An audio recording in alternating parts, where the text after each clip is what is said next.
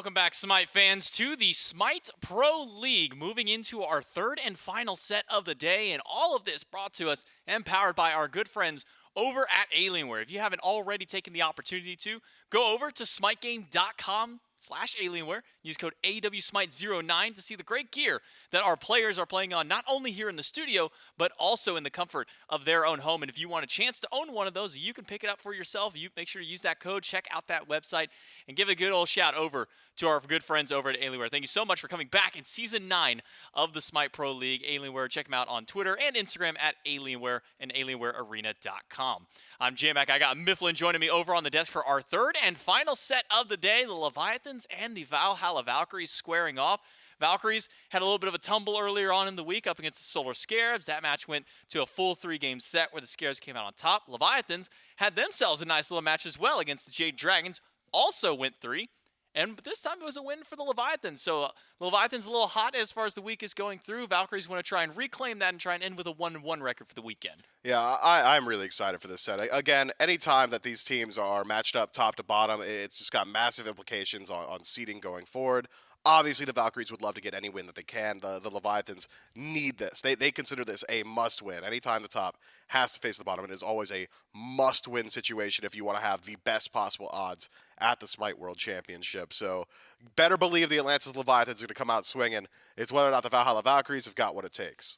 Leviathans and the Valks, as I said, is our third set of the day. So if you're just now tuning in, here's what you've missed so far for today. Olympus Bolts found a 2-1, their second win of the phase up against the Oni Warriors. The Solar Scarabs fall down to the Tartars Titans 2-0 for the Titans to get it done that time around. And now we move on to our third and final set of the day of the week. And then we move into a bye week, so it'll be a little bit of time before we see some of these SPL players. There's more comp SMITE next week, though, surely. Well, yes, there actually is. We'll talk a little bit more about that later on. We'll have some SCC going on next week, so make sure you tune in for that. But as far as the standings, with that loss by the Oni Warriors, they actually dropped down to the 3rd seed from earlier on. Atlantis Leviathans sitting at the top. Valkyries at that 1-5. If they can find a win, they can join the Olympus Bolts kind of right there, right behind the Tartars Titans, which now we're starting to kind of see that middle close up a little bit with the win by the Titans. They're able to kind of shore up what was a 3-win difference between 4th and 5th seed, not only being a 2-win difference. So keep your eyes on every single set as we start to move through these weeks. It is so important. If you've got your eyes, if your favorite team's got their eyes on the World Championship, these are the most important weeks as we start to gear up towards it. Bottom, I believe, has to compete up against the SEC. Top gets to skip that. And anything that removes a roadblock on your way to Worlds is so valuable. Yeah, those top 6 SPL teams, we talk on the roadmap all the time. Top 6 will go into their playoff matches. Top 4 from those move on to Worlds, and then we move on from there. But before we go any further, we do have a moment to talk about, or talk to, I should say, Wowie, the carry for the Hunters, for the Valkyries standing by. Yeah, that's right. I've got Wowie standing by here, and Wowie, I do want to ask a little bit. Obviously, yesterday didn't quite go the way you guys wanted to. Kind of wondering, what kind of things did you learn from that set that you're going to bring into today? Not make stupid mistakes. I think we had that set pretty much in the bag multiple times, and we kind of just made a whole bunch of hiccups we usually don't make. So, yeah, we're just going to play better today. Just play better. Sometimes that's all it takes, right? You're going to be going up against the Leviathans, a team that is very difficult sometimes. Sometimes it's a little flip-floppy for them. What kind of things do you expect in this matchup? I kind of just expect us to win. I think we've won like 3 out of the last 4 sets against them, so I don't think it'll be any different today. Well, that's honestly, yeah, it's been impressive because you guys have that matchup history and that you've been able to do it actually very consistently so far this year. The other thing is especially with where you guys are in the standings, I know pushing up towards the top 6, trying to get to the playoffs, is that really like an important goal to you guys? Or are you just focusing on improving throughout Phase 3? Improvement is definitely like what we want, but I think we said at the very start of this split that we need to be top 6. Like that's what we're going for. So that's just the plan for us, just top 6. Try to get top 6. And I guess it does come down to it. So, like you said, you've got this matchup history that have been doing well. The duo lane, I think, we've talked a lot. Like, I think at the beginning of the year, you and Aqua coming back, having that SPL history. But you and Gamma as well have really grown. Like, we got to see it in the SEC last year. We got to see it this year. How do you feel that the team has done, I think, just as a whole, like improving it, and specifically in your lane, your matchup here versus, like, Zap and Wrong You, I almost forgot his name. How does that feel for you? I think I'm just extremely lucky to play with Gamma. He just has improved at a rate that, like, I think not a lot of supports could. So he just kind of carries me. Happy to play with the guy. He's super good. So yeah. I've seen some of the WoWy plays more recently. I don't know if it's doing all the carrying, right? It's definitely been a duo lane effort. It's been fun to watch, man. Thanks for your time. Good luck in your games. We're going to go back to the desk. It's constantly trying to improve for the Valkyries, and that's kind of just been their name of the game for the majority of the phase out here, and it has been a big improvement by the Valkyries. Even if they're not necessarily finding those big game wins, they're being a little bit more consistent across the board. Wowie and Gamma, notably in that duo lane, have really stepped up since the beginning of the year, where at the beginning of the year, we're talking about Benny Q, we're talking about Kirmi, we're talking about Aqua. Not really too much in the duo. Now, we're seeing so many teams actually throw targeted bans over towards that duo lane, Mifflin. Yeah, I would say of the entirety of the Valhalla Valkyries, the 5-man core, Gamma has adapted to the SPL level of play faster than anybody else on his team. This guy has continually impressed me. He is very good at making sure anytime the enemies are vying for some sort of position, trying to establish some sort of pressure, they're paying for it. And what I mean by that is, oh, you might be able to juice my scepter, right, or juice my obelisk. I'm going to at least get some beads. Oh, you might be able to actually get the scepter. Give me your ultimate. Oh, you guys want Gold Fury. Give me some relics. You know, Gamma is so adept at forcing out those resources in situations like that it becomes very difficult to fight into the Valkyries because he's already taken away so many of those. And he's also one of the most aggressive players on this team. When we talk about a fight that has started off well for the Valhalla Valkyries, it's a wall from Gamma, be it on Ymir or Kabrakan, a stun from him as well. I love what I see from him, and I think that Wowie, obviously being a bit glib during that interview, says just carried by Gamma, but in every joke, there's a kernel of truth, and Gamma really has stepped up for this squad. So then across the pond for them here is the Atlantis Leviathans that they have to face off against. Zapman and Wrong You as a duo lane, definitely a very tenured squad as a combination. Probably one of the most tenured players in the league, Zapman, who has been around for such a long time. I mean, this guy's been playing since the inception of SMITE and has definitely always shown that whenever it comes down to the crunch time, when you get down to these phase threes, once you start getting to the playoffs and moving towards the Worlds, that's when we really start to see Zapman ramp it up. Sure, phase 1 and 2, not going to say a slouch of a performance, definitely not up to the same scruff that we saw at Worlds, but now that we are getting close to that time, we have seen Zapman consistently begin to improve himself and that duo lane for the Leviathans. I agree, but what Zapman brings to his team is the intangibles. I think that's the most valuable part of Zapman.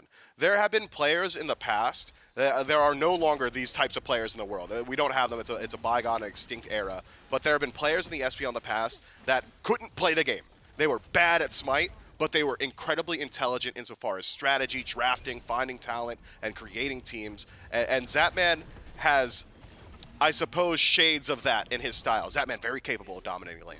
I don't want anyone walking away from this test and saying, oh, Mifflin's being mean to Zapman. He is a great ADC. But what is his main strength is what he does with these teams. 3 years in a row, he has led very similar styles of teams. When you look at the Leviathans as of right now, when they're playing at their best, as far as strategy is concerned, it looks very similar to PK during their run. He is an incredibly vocal player that has a phenomenal understanding of what it takes to win SMITE games, and he has got the charisma to get his team to be willing to listen to him.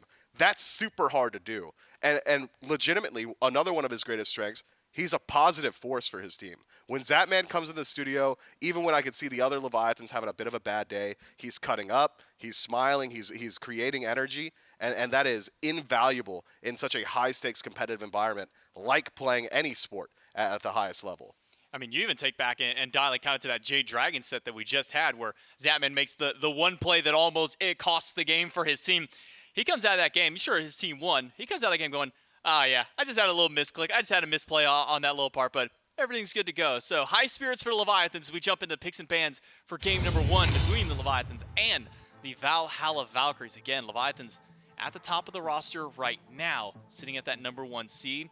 Valhalla Valkyries trying to claw their way to find themselves a second win in the phase as well. And as we start jumping into the bans, an immediate target ban towards Shinto. We haven't really seen Shinto bring out the hell as of recent, but I don't know if it's something that's going on in scrims or if this is just a case of the Valks just don't like hell in general.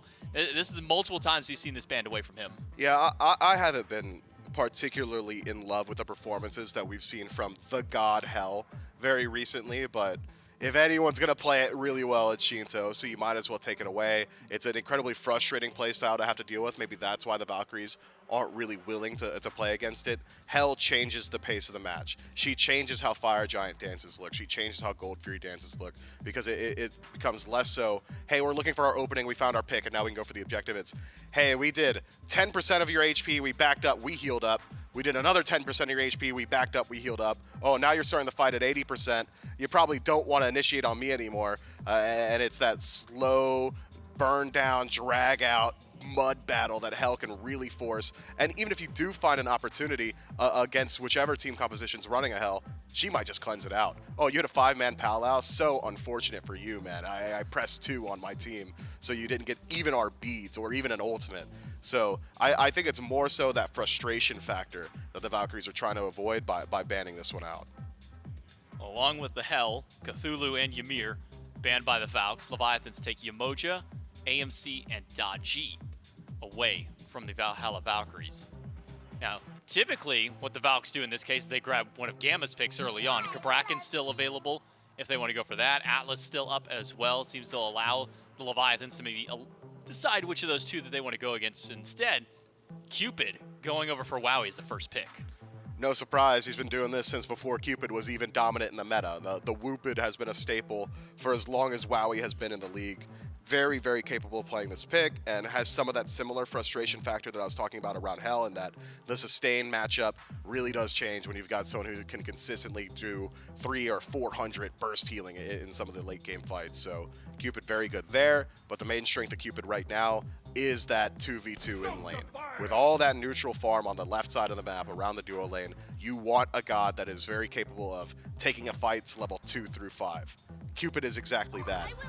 The majority of the Hunter cast and the majority of the cast in Smite really reliant on that level 3 mark. You want to get all of your abilities available. Cupid doesn't exactly need that. At level 2, he's already ready to fight. Top 2 for the Leviathans. It's not even a support pick yet. So allowing the Valkyries to have the pick of the litter there. But it's Vulcan and Naja instead. Now we saw earlier on last week what Shinto was able to do with this Vulcan, a 13-1-7 performance on that one up against the Camelot Kings. That led his team to a 2-0 victory along with the next game they played on the Merlin.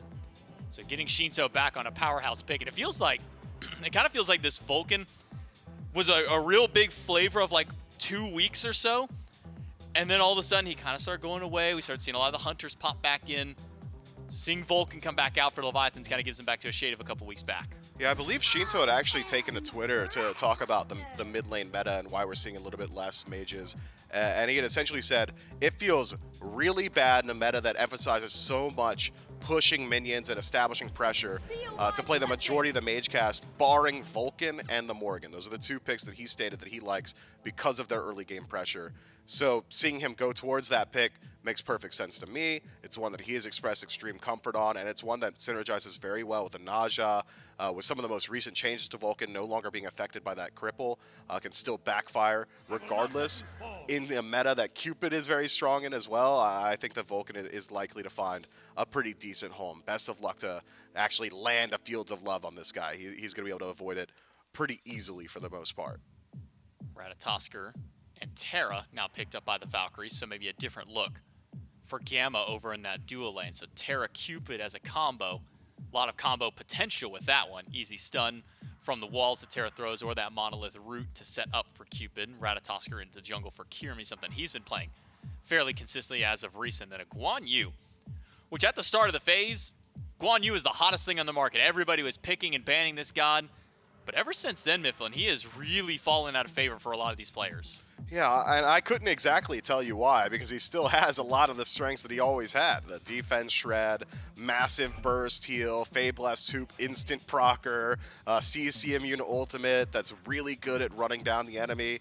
Also long-channeled CC immunity, and again in a meta that's got high CC output gods, like Hunbots has had a resurgence, or Cupid has a lot of value. So I think that the Leviathans have always been ones to play whatever is generally considered top of the meta. They don't really try and stray away from it too much. Guan Yu, Naja, Vulcan were the flavor of the week 2 weeks ago, were the top of the meta, and it seems the Leviathans still tend to agree that that is the case. Artemis, the standard counter matchup in a Cupid. Yeah, go ahead, Fields of Love. Most gods have to press their own 4, right? They all have to use their own ultimates to avoid that, or maybe get a heavenly sprint, or maybe they lose the beads. Artemis presses 2. Vengeful Assault, now having slow immunity on it, just makes this matchup very, very good for Artemis. She legitimately bullies Cupid with even the slightest advantage. If there's ever a 1-level lead or some slight itemization favoring Zapman, expect to see him try and run down Wowie.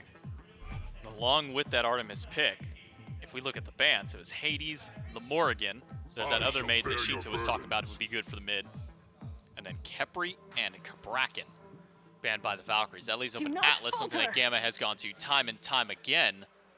And then a Mulan pick, which in the past, I'm going to bring it up, it hasn't been successful at all. We have seen Benny Q take Terra mid. Not once have I really seen it go well. I would be more pressed to think that maybe this Mulan goes mid instead. You missed the mark. You haven't hit my battleship yet. But where do you think is going? It's Atlas mid. You're thinking Atlas mid? It's Atlas mid. So the Terra support, Mulan solo. Yeah, I'd say so. I don't love it. You know, I am simply the harbinger. I'm just letting you know what's going down here so you're not caught off guard. I am willing to bet body parts that this is Atlas mid, okay? Oh, don't say that. Yeah, I will. If it's not Atlas mid, catch me no arm on the next death segment. Oh, no. Oh, man, Mifflin. I better hope for your sake that it is an Atlas mid for the Valhalla Valkyries. While we're not 100% sold on exactly where the Valkyries are, we can talk about what the Leviathans have drafted with this RDO coming through as a final pick, making its way over into the dual lane, Guan Yu back over in that long lane for Haddix for the Atlantis Leviathans. How do you kind of like, it doesn't matter exactly where the Valkyries picks are going, but how do you like the team fight? How do you like the team fight for the Leviathans up against what the Valks have drafted? The team fight from the Leviathans, I think, is pretty standard. For the most part, you've got a couple of ways to set up for the Vulcan Earthshaker. We could see what the Bolts were attempting a couple of sets back, where throw out the Earthshaker, pray your RDO can blink forward and find the stun, and that sets up. You've got the Naja Windfire wheels to set up there. Well, actually, everybody on the Leviathans is going to make sure this Vulcan ult is connecting. They've all got very confirmable, very easy CC, so I'm not concerned about that whatsoever. My primary concern for the Leviathans is who's peeling the backline, because there is no dedicated peel on this team. Ardios will run it down to God, Guan Yu, Naja, both run it down. Naja, for the most part, just isn't in your team fight because they remove themselves from the play field. So who's peeling Artemis? Artemis is peeling Artemis. Who's peeling Vulcan? Nobody's peeling Vulcan. And against a draft that has got pretty strong dive as well, Terra, Mulan, Atlas, Ratatasker all have a very easy time closing gap. Could be a bit of a difficulty there for the Leviathans. I think this is going to boil down to really, are the Vulcan ults connecting? If yes, fight looks good, and you can just continue your dive. If no, run away, get to the hills. Some question marks on the Valkyries draft is exactly where they're going. Pretty clear cut for the Leviathans on their path to victory, at least for what their composition has drafted its strengths over to. Can they leverage Shinto to find, maybe reprise another 13-1 style of performance that he had previously on? Or the Valkyries be able to kind of keep him at bay with this composition? The Cupid, the Ratatosker, or at least some very early pressure that can come in towards that dual lane, which we've been seeing teams like the Tartarus Titans put their focus out there. I mean, when we look over the Titans, Layers is making level 2 rotations over towards dual lane to get that scepter. Do you think that's something that maybe Kirmi can try and adapt over on this Ratatosker? I'm not certain it's something that Kirmi is going to really need to do. Early rotations, I think, can work out, but Artemis has a decent matchup into Cupid post level 5. Otherwise, between Atlas and Cupid together, I really do like that matchup. I think that their 2v2 is very strong. Up against Naja and Artemis, the only thing that's really, really threatening there, assuming it is Naja in the support role, is Sash in a trap. That is a whole lot of CC. It's a whole lot of damage early on. It synergizes very well with Artemis's passive, but it's also super high execution. And going in with the Sash that early on could open you up to a whole lot of damage. To answer the question, yes, Kirmi could do it. Yeah, absolutely, he can do it. But I think he might be better suited spending his time a little bit elsewhere on the map, at least for the first couple of levels. Well, we'll see where Kirmi, we'll see where all of these players end up lining out. We'll see what it is that's going to the mid lane for Benny Q as we jump into game 1 with the Valkyries and the Leviathans. Yeah, a lot to play, wait and see. Well, luckily for you and me, Trelly, it's going to be right here, right now that we get to find out. It's Gort's Trelly, it's the Levi's, it's the Valks, and it's Atlas mid as predicted by Mifflin. And so, you know what? I'll talk to you about it. How do you feel about Atlas in the mid lane? Well, I didn't like the Benny Q Terra mid from before. However, we've seen Atlas mid, we've seen it work, and we know how much damage can come through. It's all about execution.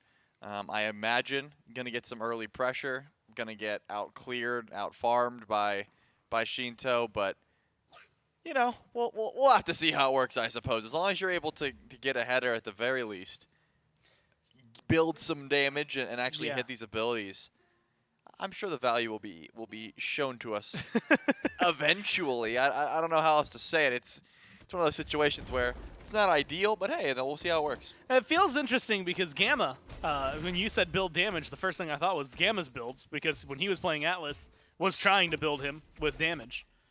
And maybe something that they were looking forward to, and unfortunately couldn't make work from support, so instead they just shifted over to mid.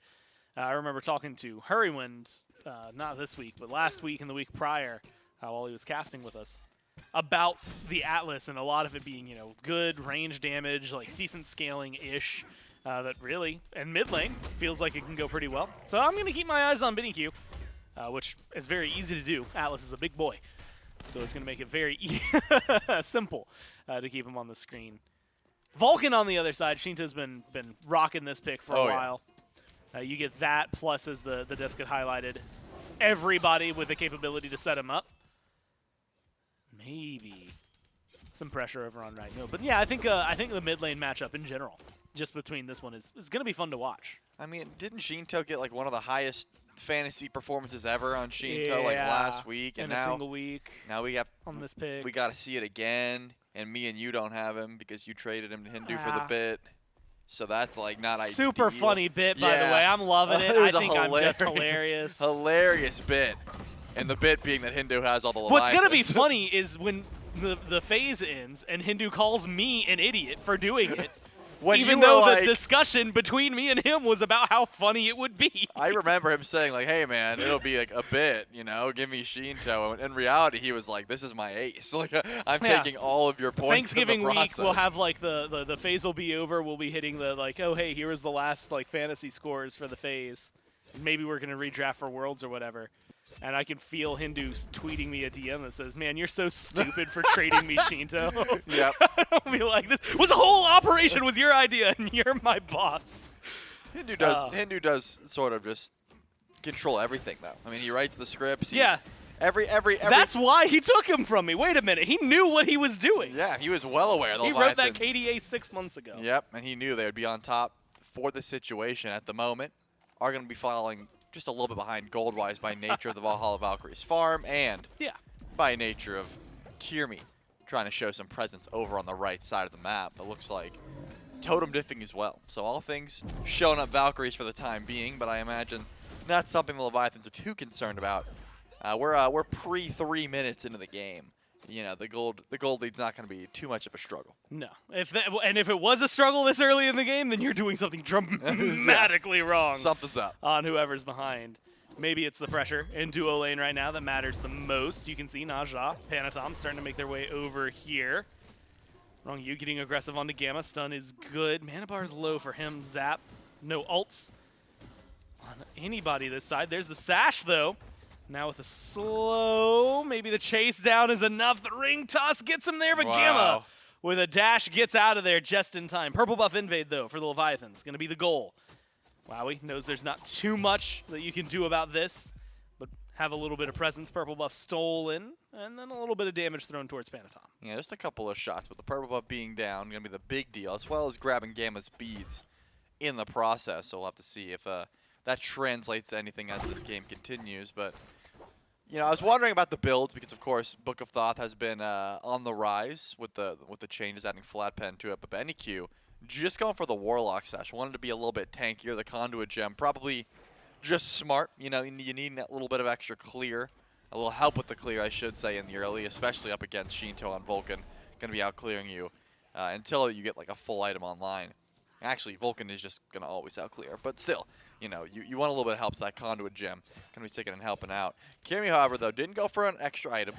Did just decide to go full Acorn, which we've seen so much. Also opens up the doors to get a little bit more aggressive once that level 5 comes through. Once the Cosmos gets activated, I mean, you could be going from mid to across the map at any moment. Let's see where that aggression decides to be used, because Panatom has Windfire wheels, but Kirby decided not to get the beats, just the blink. Could be trouble if Panatom is around whenever Kirby decides to get aggressive. Once level 5 hits, actually just ticked over there for Wowie. Kirmi, Benny, as you had highlighted, having that. Same thing for Panatom, Shinto. I was looking at Zapman, though. Whenever that boar is suddenly available, Tusky jumps onto the map. Can be a very interesting dynamic.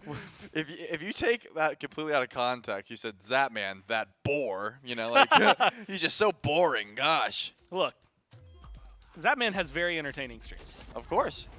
but I'm sure there's someone out there who's going to say that they think he's a bore. And in this case, it was you.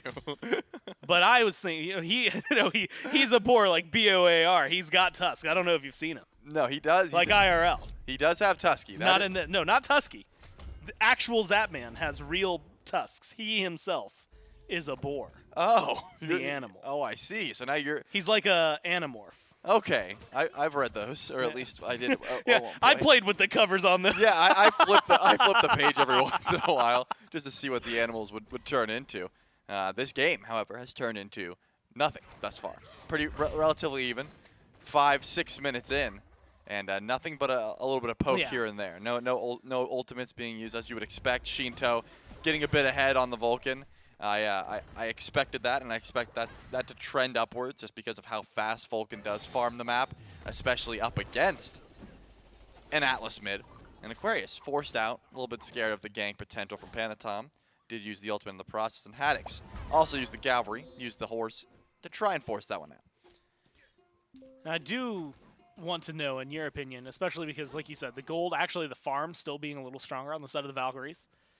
It's still, it's like if 200 didn't matter at 3 minutes, I promise you, it doesn't matter too much at 6.5. Still very even between these teams. And that does lead to make me want to ask you, and maybe we'll get our answer here, where the aggression is going to be. I thought we were going to see Kirmi start kind of trying to lead the way, but he falls back to the red buff with Benny Q. So who is it? Like, I mean, if you're looking at this, where's the aggression going to come from, and who do you think is going to try to strike first? Yeah, I gotta be honest. If I'm Panatom, I'm looking for Kirmi whenever possible, as long as Shinto's around. Gamma did double dash, so I was curious if there would be any more aggression. But yeah, that's probably my call. I mean, you got the Naja ult, you have a very easy target onto the Ratatosker, and Shinto ticks over to level 9. Could have put a second point into the Earthshaker if he decided to. Probably not, because the ultimate hasn't been used. Yeah, I would have maxed the backfire there myself.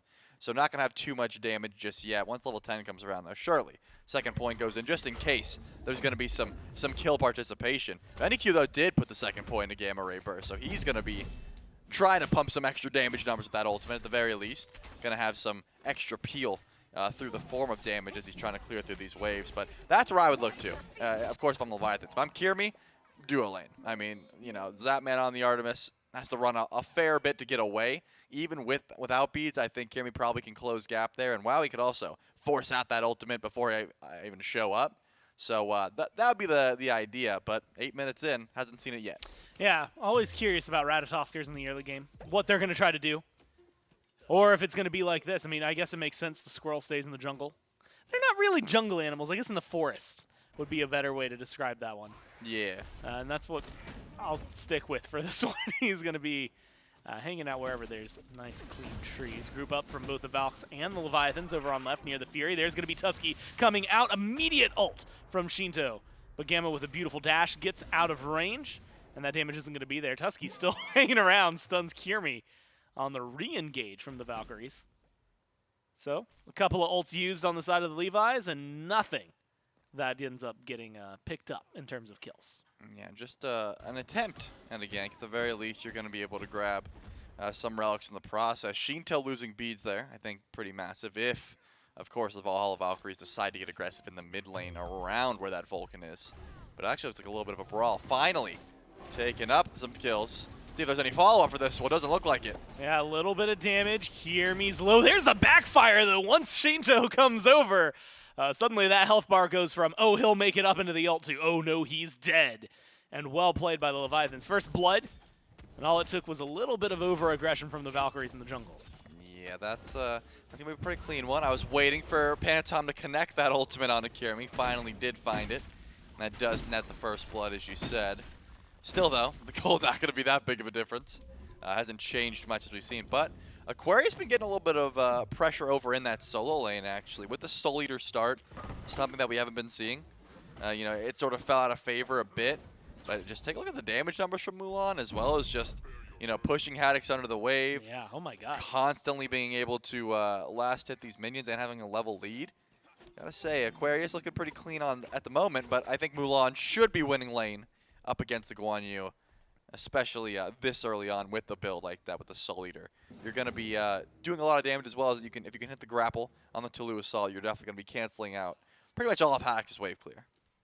And so far, that's what, double the damage? Way more tower damage. A lot of consistency for Aquarius over Haddix. Ult trade out. Well, no, just Zap dropping Tusky, trying to get something done, potentially chasing down, killing off Wowie. Forces the beads, the dash, the heal, gets the scepter as well. And with Wrong You over here, they might go for a little bit more. You've got no beads to work with, and the Cupid lockdown. Fields of Love is going to be helpful. Zapman pops the beads just to keep the aggression up, and then a little bit of zap. All you need is one more shot. And they're going to be able to kill that one off. But Kirimi rotates in, makes sure to trade it out 1-for-1. Now BenQ is here. Big stun from Wrong You. Keeps the aggression of the Valkyries at 1 kill per team. Yeah, Wowie being able to stall that one out. Probably the best idea he had there. I mean, that was the only thing he really could go for at that point. When you beats that early up against the Tusky, and then the Blink RDO makes the wraparound rotation, going to be a little bit of trouble. Ooh. Not going to connect with that ultimate. Aquarius doesn't seem too worried about this one. We saw earlier, Shinta hasn't even put any points in the Earthshaker, so wasn't worried about connecting this ultimate at all. Just going for the meatball max and 1 point in the turret. So these ults, they're not going to be chunking just yet. I have a feeling if he keeps missing them like this, he's probably going to start maxing up the turret next, dude. I don't know. And that one, I admire it, because that one's a miss still. But it was trying to predict, okay, Aquarius is going to try to juke this way because he thinks it's on him. And we'll see what we can do. Wowie, poor Wowie. Beads are down. Naja comes over. And Wrong You will not let him live to see another minute over here. Invade on the purple buff and a kill onto the Cupid. Now Panatom just trying to stay alive. The stun is helpful. Benny tosses him into a wall, though, and only needs the auto to be able to close this out. Gamma, no mana to work with. And they're trying to burn him down. Tusky goes over towards Aquarius, tries running over. Gamma still manages to stay alive. Instead, Shinto goes down.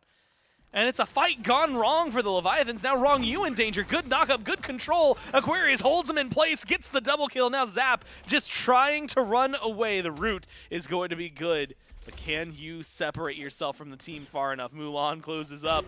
Kirimi comes in for the stun, and a 4 swing for the Valkyries after losing Wowie. Yeah, you could see, I just looked at Haddix's face cam after Aquarius upgraded that teleport fully, rotates it, and gets a triple kill, and he's like, I gotta farm, guys. Like, I actually cannot rotate. I cannot match that pressure. So Aquarius going massive there for the Valhalla Valkyries, rotating in, getting the triple, and getting that Fury. That's gonna put a big swing in favor of the Valks. About 2k gold, just about 2-level lead for Aquarius as well in that duo lane. Haddix just can't match the itemization as well as the gold that Aquarius has been able to get. I mean, he fully upgraded that teleport, and still look at the itemization, the difference between his build. I think Haddix hasn't backed quite yet. Maybe has the full Glad Shield available to right when he's able to back, but still, there's no way he's got the gold for a Tier 2 Pridwin as well as that fully upgraded teleport. So just a great call there by Aquarius, and great no to say, hey, if I rotate, I'm pretty sure we can win this fight handedly. Just a good call and making sure to save it and make sure Wowie doesn't die in vain. Well, BenQ, the pressure is on. Warlock staff finished stacking. Divine Ruin online as well. So not only does he have decent damage return, but more importantly, a lot of survivability built into this Atlas, plus the tank scaling on top of it. Feels like Leviathans continuing to fish for whatever fights they can get. It's only 1,500 gold separating them right now, so something that's manageable. Oh, what? Interested to see where some of this aggression is going. Panatom completely whiffs on the ult, and then the knockup is good, and the turnaround from the Valkyries is just better. Unfortunately for Shinto, we catch another one that goes wide. It comes up, in this case, just a little short. The Valkyries are running this show. I didn't like any bit of that. I mean, Shinto's not there for the follow-up. If you're telling me you think Panatom and Wrong you can 100-0 Benny Q, you're just lying to me because that's not true. So what was the call? I mean, you sash into the ultimate, but you didn't ult right away. You hesitated on the ult whiffs, and there was no follow-up even if the ult did hit. So just didn't love that call. Panatom falls down essentially for nothing. And now the Valhalla Valkyries still in control of this game. I'm wondering when they're going to put some pressure over towards that Pyromancer. Because Benny Q is an Atlas and not an ADC or a Vulcan, probably not going to be able to pull the Pyromancer that quickly unless, of course, Aquarius makes the rotation over. Probably why we're seeing not more pressure put over towards that objective at the moment. But still, Valkyrie's definitely in control of the game thus far, and the Golden XP is certainly reflecting it. Yeah, a lot of control. The experience is maybe the one that's interesting. Zap and Wrong Yu up a level, despite maybe some of the things not going their way, mainly because of the pressure the team has been putting over there. Staff of Mirrodin locked in for Benny Q. And I guess at this point, you know, with 3 items in, it's a good time to touch down and see what your thoughts are on where this Atlas mid has been going, especially compared to, admittedly, what we've seen out of Shinto, which has not been quite the 13-1 performance. Maybe we'll have to get to that in a second, as this time, oh, it finally connects, but Benny Q Aegis is the ult from the Vulcan. Panatom just trying to stay alive. Look, with Aqua rotating in, that's an easy kill for the Valkyries. And once again, Trelly continuing to run down the Leviathans. Yep, putting some pressure over the right side of the map off that rotation from Aquarius. Aquarius actually still wrapping around here. Maybe looking for a little something more. Only going to find Haddix, so not going to find any squishy targets, which, of course, Mulan would excel at trying to kill. I don't imagine there's going to be any more fighting. But yeah, a little bit too far up there for Panatom. It seemed like the blink was about to come off, and Aquarius rotates in to make sure to stop it. I saw you could see the relief in his eyes that he was able to catch him before that blink came through. And another death on the Naja, 1-3 currently for Panatom. You know, the goal is not so outrageous that it's going to be the biggest issue for the Leviathans. They're still certainly available to fight back in, but look at Aquarius, man, keeping Haddix under the tower. That tower is about to go down here shortly. And when the Mulan rotates in, I mean, Wowie and Zapman are level 13 and 14 respectively. That's almost 17 Mulan. I mean, look at these ADCs. They could not stack up to the amount of XP that Aquarius has. Yeah, admittedly, it's nice, right? If for level 13 on Wowie, if you were going up against the level 17 solo laner, it's a lot more drastic.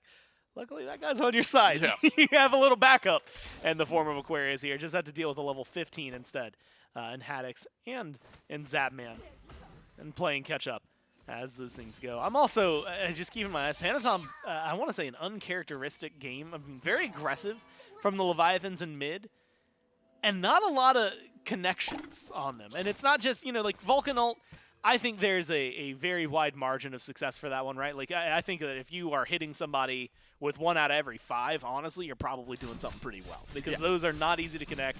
Yes, you've got some decent setup, but they've got decent disengage as well. Panatom missing more of his ults, though, or having to use them for disengage. It definitely feels like the Naja is being kind of put on the burner. Yeah, I would say so. Not being able to find much value as the Primal Fury spawns back in here at 18 minutes or so. Valkyries already starting their pull. Kirmi, Wowie, and Gamma going to be starting this one up as Benny Q sort of plays zone duty, but here comes Aquarius already. This is going to go down for free, but here comes the Earthshaker. There's the ult, all just a little too late. The damage, though, this time able to finally be applied. Kirmi up on the tree. They look like they want this fight. Wrong Yu is getting burned down. Where does the Ratatosker go? It's for the knockup. It's for the kill. And it's 1 in favor of the Valkyries so far. Up into the air goes Panatom. Brings Kirmi crashing back down. Shinto waiting for this one. Finally gets a kill for himself and helps set up the Leviathans to retaliate a little bit. Support in favor of the Fury on the other side. Losing your jungle, though, for the Valkyries. Still a small trudge, little amount of gold going in their favor, but they're about to lose a Pyromancer. Yeah, they're definitely going to lose the Pyromancer. It looks like Aquarius does not have the teleport available and isn't going to use it in that case to try and defend. And Shinto still relatively farmed and plenty of damage, plenty of follow-up, I will say, on the Vulcan. So I don't think the gold going to be the biggest deal here. The Leviathans have actually been able to close it up pretty well, all things considered. I mean, take a look at the dueling. Wowie level 14. Zapman's level 17. The XP certainly in favor of the Leviathans in that regard. I guess it's just flip-flopped on the map currently, whereas Aquarius had the lead and also Zapman has the lead. Gonna be able to push down the tower in the process, and where's Wowie? Not farming, but grouped up with the team. Probably one of those situations where you feel like you're more useful. You have the Executioner and the Kin size to just help out, but I think Wowie needs to just AFK for a bit, try and get to, like, I don't know, level 17 or so before he makes those rotations out. Zap started channeling his back. And admittedly, maybe Oh, he right didn't on get the time, tower. but he did not get the Yeah. tower. It is one hit from dead. And unfortunately, nobody got that hit. No minions, you don't no get zap, gold for no almost. anything. Yeah, no, it just sits there. It's very binary. You either have killed the tower or not. It just happens to have a health bar. Very unfortunate scenario for Zap that we caught that one. They also have 2 trebuchets in the back pocket for the Leviathans. They're just saving those Yeah, I was up. going to say, I'm wondering what they're going to do. I guess they could get a 3rd one, and then they have one for every lane. And then they could just launch their They assault. launch their assaults on- on all on- 3, go for a fire giant while the Valkyries have to deal with that. Definitely an option for them. Surprised, I think more than ever, that Haddix has maintained and held on to that tower after what we've seen it go through this game. And that surprise might continue. No, Gambit's just going to dash out. Leviathan's still looking for fights, even though nothing crazy has gone on. Man, this is not easy here for Wowie, as Kirmi actually just jumped down off the tree. Wowie's trying to farm, but you could see Zap was sort of half rotating, half zoning from the wave. Just can't really step up to his own farm at the moment. His purple buff is going to be taken away pretty much immediately. And it doesn't look like any of the Valks are going to rotate over and help him. Now, finally, Gamma and Kirmi within the vicinity to try and make it so that Wowie can get his own wave. But the XP differential, I imagine, going to stick pretty much there. Kirby blinks it, but takes way more damage than he deals. Yeah, tries to get something going for him. Benny Q as well with a beautiful, beautiful pull. Isn't able to get anything there. Wowie playing a dangerous game. Dashes back to the tier 2. Tier 1, Zapman just throws a stray auto. And as you imagine, it goes down. Like you said, Kirmi has been knocked out of this. Had to go back to base. No, he's over on the blue buff right now. Teleport coming through from Aquarius. They want to try and catch Zapman. Aqua running as fast as he can. Panatom in the jungle nearby. Doesn't seem like anything's going to come out of it. Aqua not quite close enough, not quite well timed enough to be able to make that massive rotation work.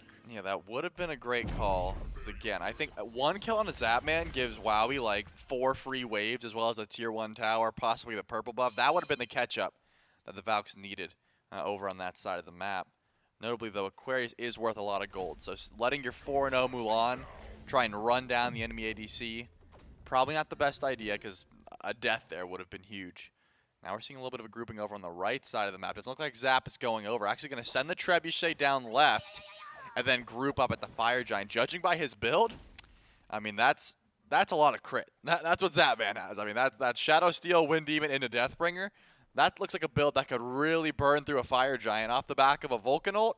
Probably pretty decent confirm as well. That seems to be the call here for the Leviathans to group up around this objective. Kirmi's on the opposite side of the map, though, possibly going to deal. Looks like Aquarius might be taken up. Beads is good. Now here comes Zapman. Yeah, and it's all about killing the raid boss that is Aquarius for Leviathans. Finally take him down. And it only costs 2 ults in the process. They get the beads. The teleport was down from Aquarius, and that's a minute without the solo laner. Fire Giant is up on this side of the map, and the Leviathans grouped up for it. 23 minutes in. They're going to start it up. And they've got the secure as well. Shinto with the ult. Best secure that's going to be available for him in the game. Will they stick to it?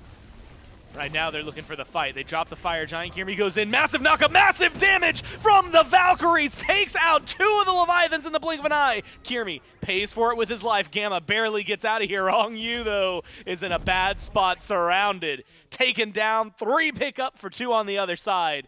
Leviathans take an unfavorable trade. Yeah, the Valhalla Valkyrie is probably pretty happy with that one. And at the very least, Shinto is able to confirm that kill with the ultimate. So we're going to chalk that one up to the hit mark. And now it's time to see what exactly the Valks are going to do with this. Benny Q just sort of waiting to see who's going to step up. It seems like Wowie is more so interested in the Pyromancer that's going to be spawning in here any second now. With Oni Fury spawn on the left side of the map and the Leviathan's Trebuchet heading towards the tier 2 tower, I imagine you got to pull this Fire Giant instantly or you're losing a lot. That is the call. Haddix, though, spotted this one out, and it looks like Shinto is going to be on the way here shortly. They're not doing this quickly. Wowie's built Not too much crit chance, only the Shadow Steel Shuriken. Here comes Shinto, though, and Earthshaker's on the way. Yeah, Shinto, Haddix, both real good capabilities of stealing a Fire Giant. Shinto getting wow. bullied outright by Aquarius, and Aquarius might just kill the mid laner. Misses a little bit of the damage. Shinto stays alive. Haddix, eyes still on the Fire Giant. Valkyries have not dropped it.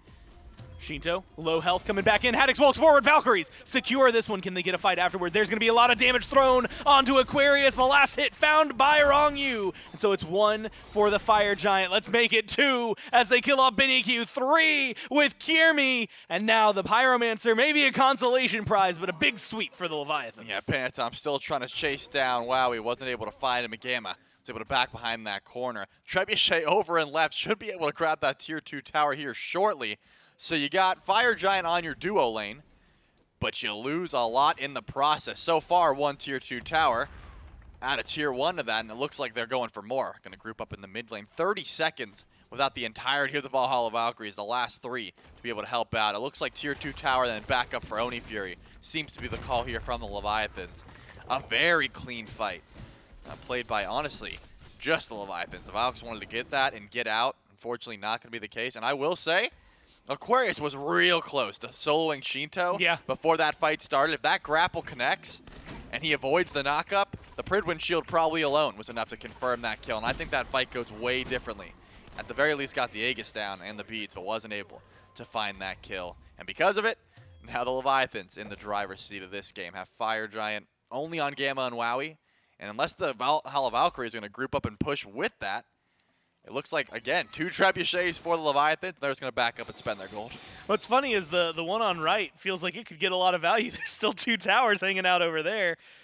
Maybe tap that and then go immediately over onto the left-hand side and try to get aggressive on that Phoenix if they want. It's so weird when you're the team that lost Fire Giant, but admittedly has control of the map a little bit more. 5,000 gold in favor of the Valkyries, or sorry, in favor of the Leviathans. The Valkyries have the kill lead still, but things have been falling out of favor. I agree with you though, Aquarius. I mean, just a very, very shy way from turning that fight into a massive win total for the team. Fun show though from the Valkyries so far, and I don't think just because they're 6,000 gold down that means that they're anything to count out. Excited to watch what they're going to do. Fire Giant won't be back on the map for 2.5 minutes. Gamma, Wowie maintain it.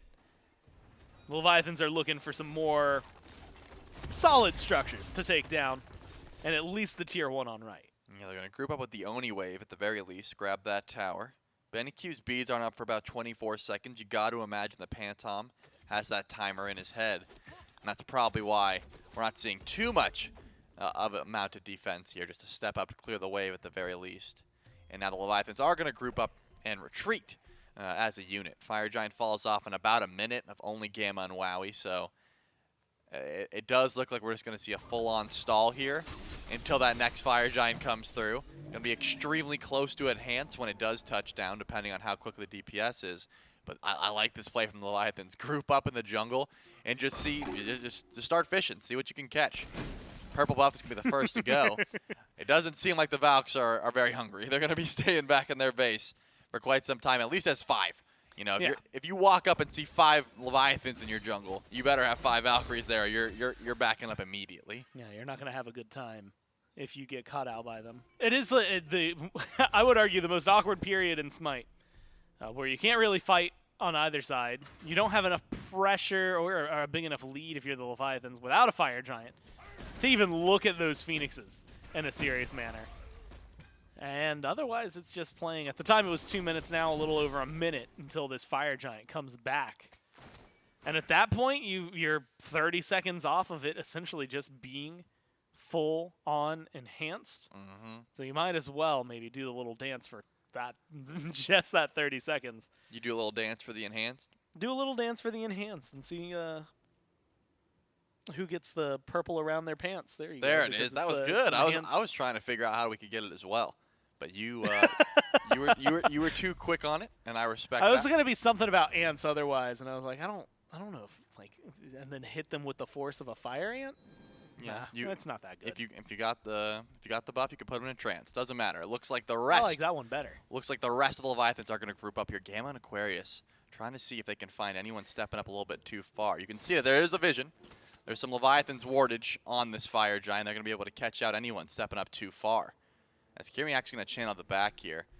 Fire Giant touches down in about 10 seconds. Wowie has sold his starter item in order to get this Deathbringer. And that's something we haven't seen people selling their starters for a long time. We maybe, at this point, are going to have to hold that thought. BennyQ is getting run down, and there's the burst from Shinto, the lockdown that was necessary for the ult to secure it. A lot of investment from the Leviathans just to get the one kill, though.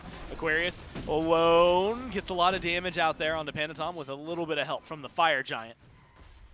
And that might be enough to at least push them back. They're going to have to reset, reheal, figure out how to re-aggress into the Fire Giant. I don't hate the call from Wowie to sell that just for some extra DPS. This enhanced Fire Giant is going to be massive if they're able to do a little bit more damage towards the Kirmi.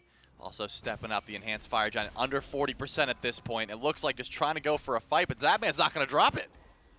Holding onto it. They don't have the secure just yet. Shinto still waiting for that ult to come back. Great Aegis, make sure they dodge out some of the damage, but Panatom does not have it. Instead, gets burned away. Zapman in trouble. Gamma gets to the back.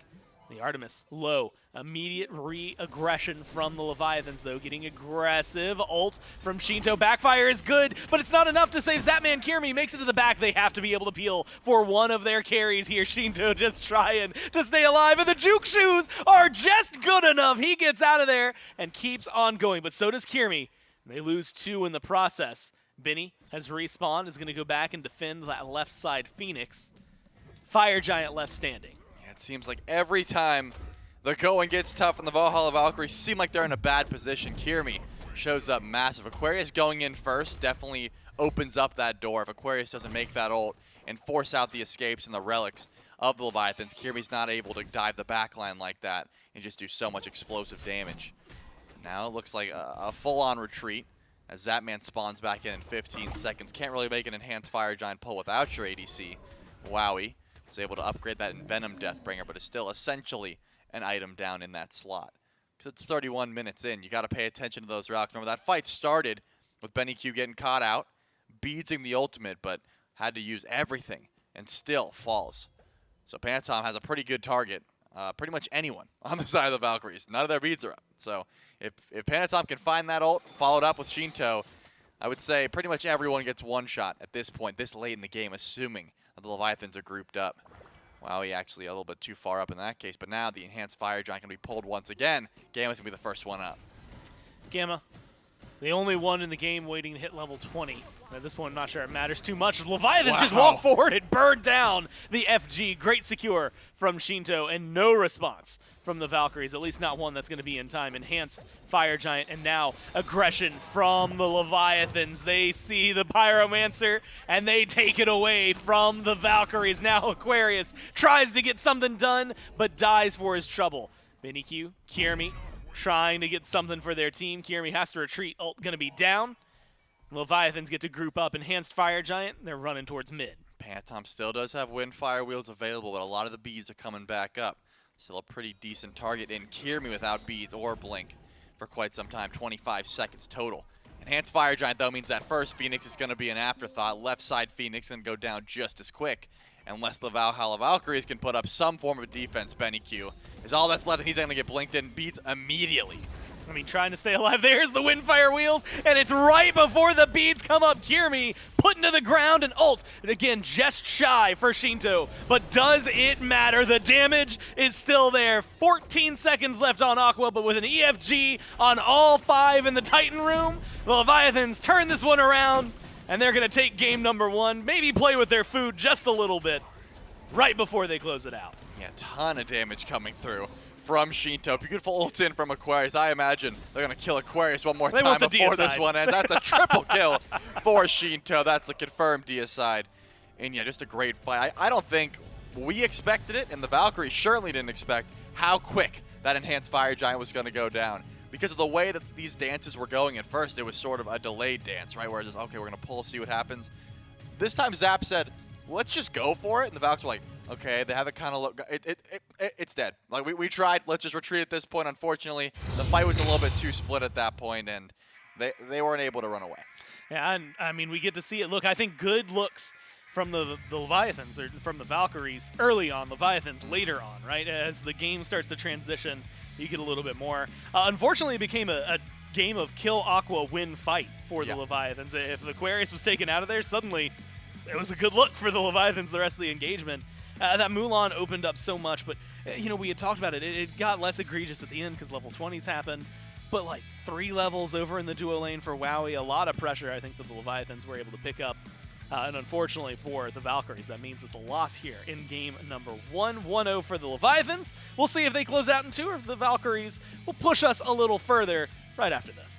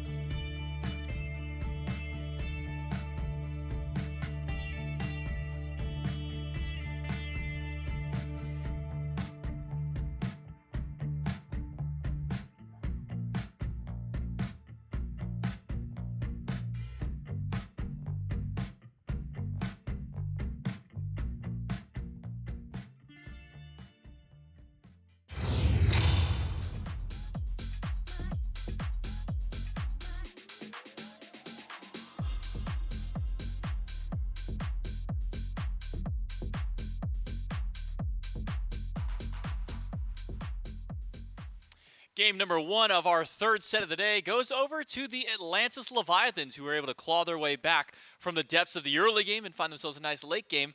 But if you're running a little bit behind on spooky season, Halloween's just around the corner, well, if you've got yourself a Prime membership, you can get everything that you might be missing out on, whether it be actual accessories that you need, if you need some good music, a good movie to watch, or if you want some good games to play as well, we'll link your Prime membership over to Twitch Prime. That way you can make the most of that Prime membership and get free games, free content in some of those games you may have already been playing, as well as a free Twitch Prime subscription to your favorite streamer out there on the platform. Thank you so much to Prime Gaming for being the title sponsor of Season 9 of the SPL. And for all of you out there, again, make sure to make the most of that one, because there's a lot of great things that you can get with Prime membership and Prime Gaming in general. I'm J-Mac. I got Mifflin joining me on the desk to help me break down game number 1, because this one started off real well for the Valkyries. I mean, I look up 1 point, these guys are sitting 7,000 gold up over the Leviathans, and then I look back up, and all of a sudden it's the Leviathans winning a team fight, and then the Leviathans winning another team fight, and then it's even trade outs, and all of a sudden now it's the Leviathans who are taking the lead and taking game 1. Yeah, I would say that the Valkyries outplayed the Leviathans hands down for the first 10 or so minutes. The fact that they ever had a kill lead, I think so incredibly impressive considering how difficult their draft seems to have made that game. The Valkyries, that is. Because you're having the hyper-aggressive counter matchup in the duo lane between Rongyu and Zatman.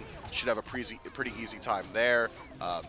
Ardio directly counters Terra, and that is telegraphed that she needs to dash to utilize her third ability. Ardio walks up on you and says, "You're not dashing here. I can just stand as a cripple field." Artemis counters Cupid in the matchup as we highlighted a little bit earlier. Vengeful Assault just straight up invalidates Fields of Love. And then elsewhere, you've just got like wild wombo combos between like Naja and Vulcan. So completely impressive that the Valkyries were able to take a lead whatsoever. But because they were so outclassed in draft, every single fight the Valkyries won out on cost them greatly. Every single ultimate, every single relic, every single time. So you didn't have much left in the tank to actually transition it into structures or into neutral objectives. They didn't have much gas left to run with. So by the time the Leviathans got to that 20-25 minute mark, somewhere around in there, the gold lead was pretty negligible in favor of the Valkyries and eventually started to completely flip on its head as the Leviathans take one of their OG win conditions, which is, hey, we're just like a wild late-game team fight team. They've always been capable of doing that, and they do so here today very beautifully. And Shinto never far behind at any regard. Still one of the most power farmingest players in the league, as you can see it here, top of the farm chart and top of the damage chart on this Vulcan. Another strong performance out of him, 8-1, I believe, to end this game out. Sure, not the 13-1, but still the fact that Shinto, even through all of the efforts of the Valkyries, all the pressure that was put out there, I mean, Atlas is a god that could definitely put some pressure on towards a Vulcan as far as the kill department goes through there, especially when you add things like a Ratatosker in there. Not the easiest thing for a Vulcan who doesn't have a lot of mobility to his name, has to rely on the beads and the Aegis a lot there, but Shinto comes out on top.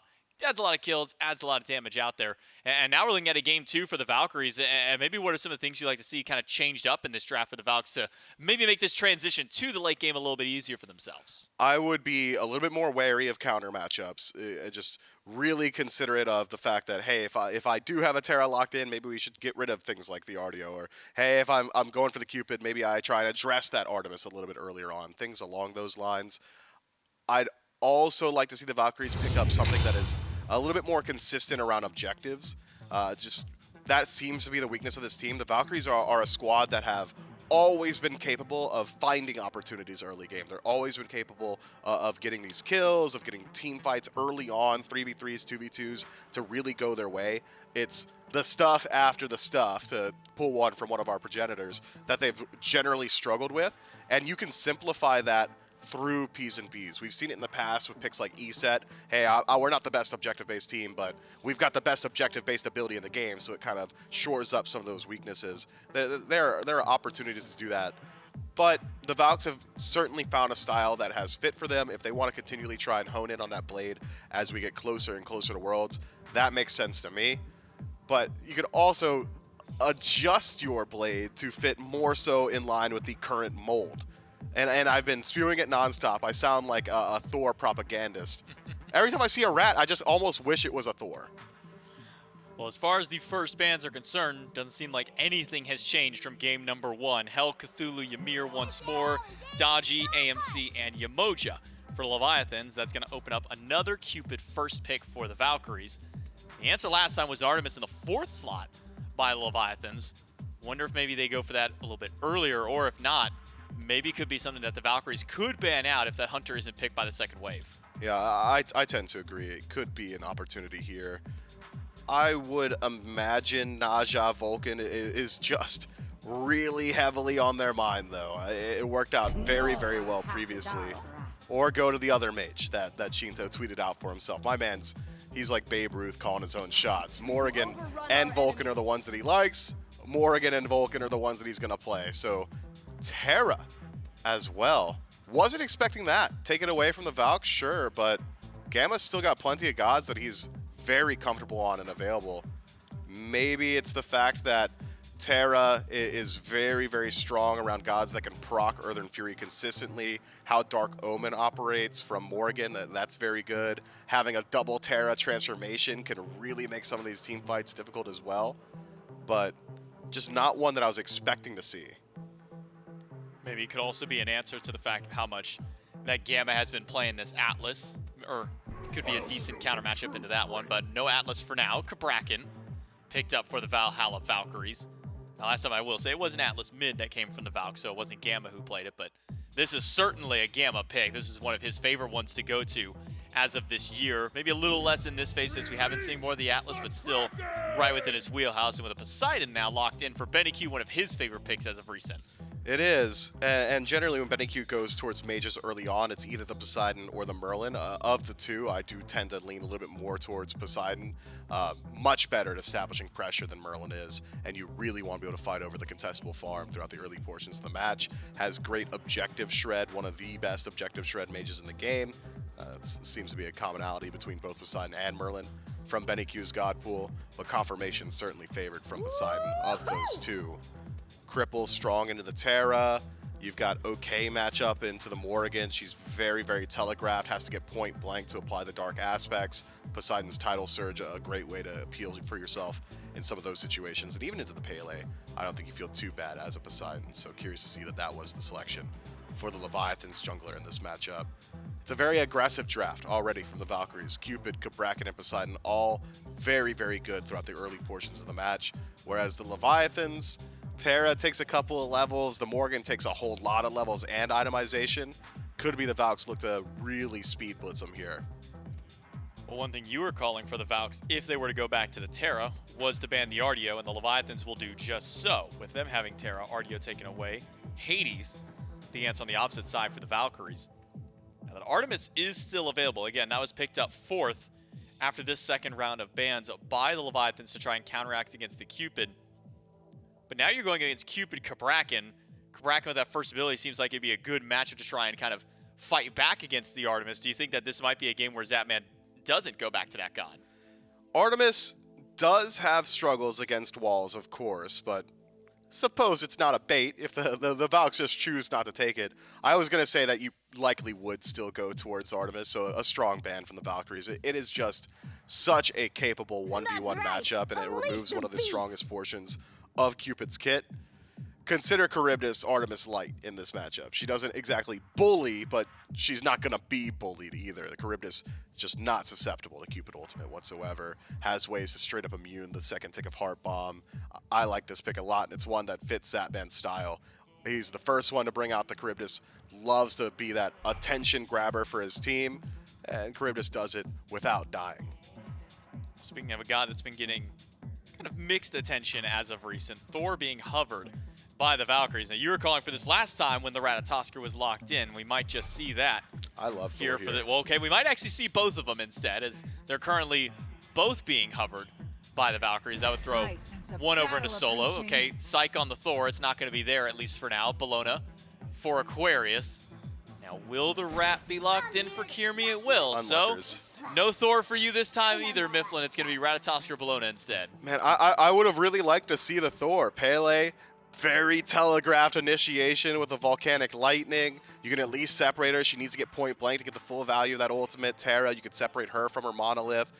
Thor just feels so strong right now. Surprised to see Ratatosker getting valued, not just by the Valks, but by a lot of these SPL teams a little bit more highly. I suppose it's the fact that with some of the beads changes in 9-10, you can kind of utilize beads whenever you want, even during channeled abilities. Knockups have slightly more value than stuns. Once you're in the air, the beads aren't just going to land you. So Ratatasker at least finds the value there, has a little bit more mobility than Thor as well, as far as global mobility. I'd still argue Hammer's a better tool because it literally goes through walls, whereas Dart does not. I like how the draft is going to function, though, for the Valkyries top to bottom. You've got standard initiation, and you've got very easy follow-up. Cabrakan throws up the walls, Cupid throws down the ultimate, Poseidon does the exact same thing, and if you need to lock him down even more, you've got plenty of CC between Bellona and Ratatasker. Whereas on the other end, the Leviathans, they've also got themselves a very strong composition. Terra's got decent counter matchup in a Ratatasker, and that knockup's never going to work against her. King Arthur's very strong lane bully, deals with Bellona very well in lane. You will never get the opportunity to full channel a bludgeon. And considering the only person on your team that's really going to be susceptible to ganks throughout the early game, at least on the side of the Leviathans, is the Morrigan. Charybdis so safe, Terra so safe, King Arthur is so hard to kill. You've got great transformation targets hard-baked into your composition. If the Morrigan ever feels threatened like an octopus or a squid, she'll just ink and turn into a Terra and run away. So for this Leviathans draft, maybe kind of slanting a little bit more towards the late game, it seems, as you mentioned, Morgan's going to take a little bit of time before they get online. Terra, early game pressure, not really the name of the game for that god out there, unless we can find many multi-man stuns like Hurrywin was finding in the previous set on this god. So for the Leviathans, for Panatom on this Pele, maybe where should he put a little bit of that attention to try and kind of help one of these lanes out? Does he try and get this Morrigan going by putting a little bit of pressure on the Poseidon? Does he go over to the solo lane to maybe make sure that this King Arthur is kind of getting ahead? Well, the best way to get your Morrigan going is to leave her be and have Shinto do Shinto stuff, which is take back camps, take red buff on his own and solo waves while his teammates are trying to walk up to those waves. So I'm not so concerned with the pacing of Shinto.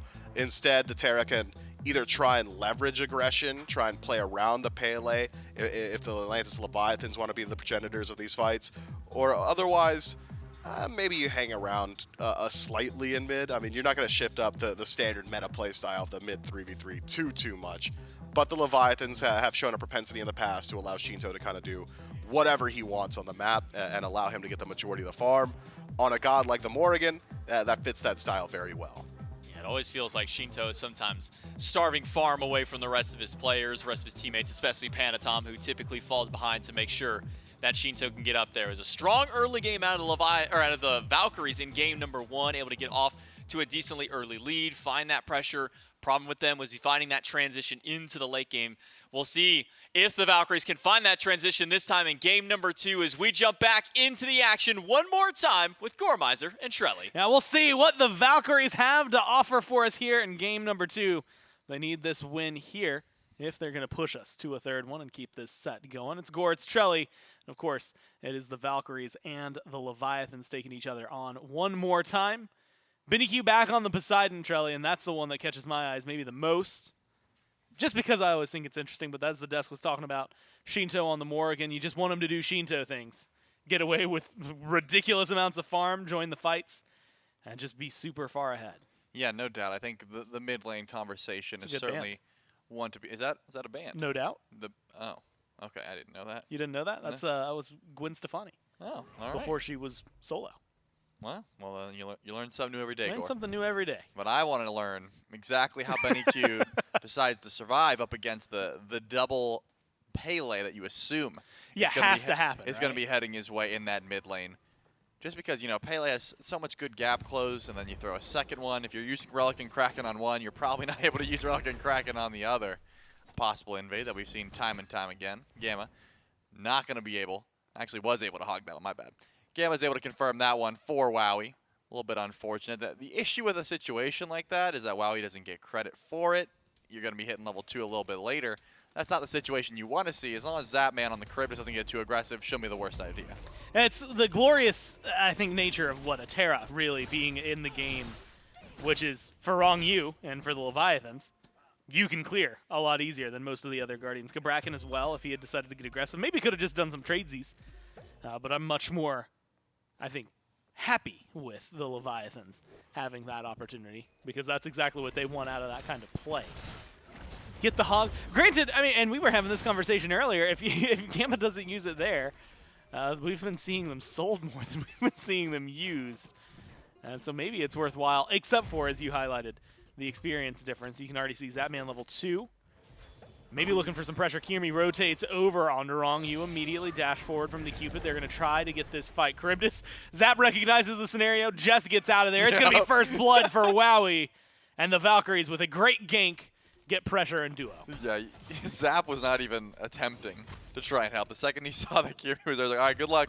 I'm gonna Whirlpool form and just away. I'm gonna whirlpool out of here. I'll see you next wave. Like, don't worry, I'll hold some of the archers for you, buddy. There's no way that Charybdis is able to keep you alive there. Definitely a smart call. Zap, ever the veteran of the duo lane, said 1 kill's bad, but 2 kills much worse. So probably smart just to get out in that situation, and good wherewithal from Kirmi to know that there was probably going to be some aggression towards that Interceptor. Might as well rotate over before that can happen. And look for a kill on Durong before he's able to turn over to level 2 and get that escape. Now I'm seeing Pantom over on the right side of the map trying to find Aquarius on the Bologna. Does have teleport, so no sort of CC immunity from a possible Pele gank, but because Pantom doesn't have the blink, decides not to go for it instead. Just confirm Haddix's blue buff for him. Probably the smart call there. Yeah, it's so difficult, and we've seen this quite a few times, right? Sometimes you just need the beads early on. Unfortunately for Panatom, that does mean that maybe some of the engage from the Pele disappears because of that. And we've seen that more and more often over the last couple of weeks. And it's going to be simple, fall back, get blue, get speed. Nothing special happening in the jungle there for the Leviathans. Tumnaku going down towards the other side. Maybe some pressure. Wow, he's still a level down on Zap. And unfortunate for him that Whirlpool form just exists because it is very easy to time that, as Zap just showcased, around the Heart Bomb to completely ignore that damage. Body blocks to Gamma. I think Rongyu's just trying to make sure Zap feels comfortable in lane again. Yeah, probably the call, but look at this. Kirmi was actually making the rotation. I thought he was about to run over. Yeah, didn't actually decide. Got a little distracted by the Oracle Harpies and was like, I'll get these first. But that's the reason why. That's enough to take over to level 5 and get access to that global ultimate. Rongyu, though, was holding the wave a little bit back, so they don't have to push too far. Look at Kirby's like, are they going to clear? If they do clear, I'll ult. If they don't clear, I'm going to stay back. And it looks like Zap and Rongyu know there could be a rat nearby. We are not going to be stepping up too far to clear that wave. And honestly, that one, it feels like it's played out more in like the general positioning and the actions there by the Valkyries. Yeah. How often are they holding the wave there unless Kirmi is hanging out? Like, I think in a lot of circumstances, we've seen them try to bait it out, try to get it going. But even here, no Kirmi, same spot, clear the wave as fast as you can. So maybe giving away a little bit of the intel without a ward there. And just good situational awareness from the Leviathans to make sure nothing crazy happens. Panatom has the ult now. You had mentioned it earlier, but no beads. Or sorry, no blink. Has the beads instead. Maybe it's going to be the difference maker between seeing this Pele be hyperactive and nothing for a little while. Is Gamma walking through this side of the jungle? I mean, well, let me rephrase that. Gamma is walking through this side of the jungle. Confusing. Nonetheless, see what maybe he can do. Panatom has the beads. Kirmi trying to get aggressive. There's the walls from Gamma. Stun on 2. Blue buff still secured by Haddix. And the Valkyries are going to have to walk away from this one, maybe a little upset. Yeah, just going to trade Gamma's ult for Panatom's ult, I suppose.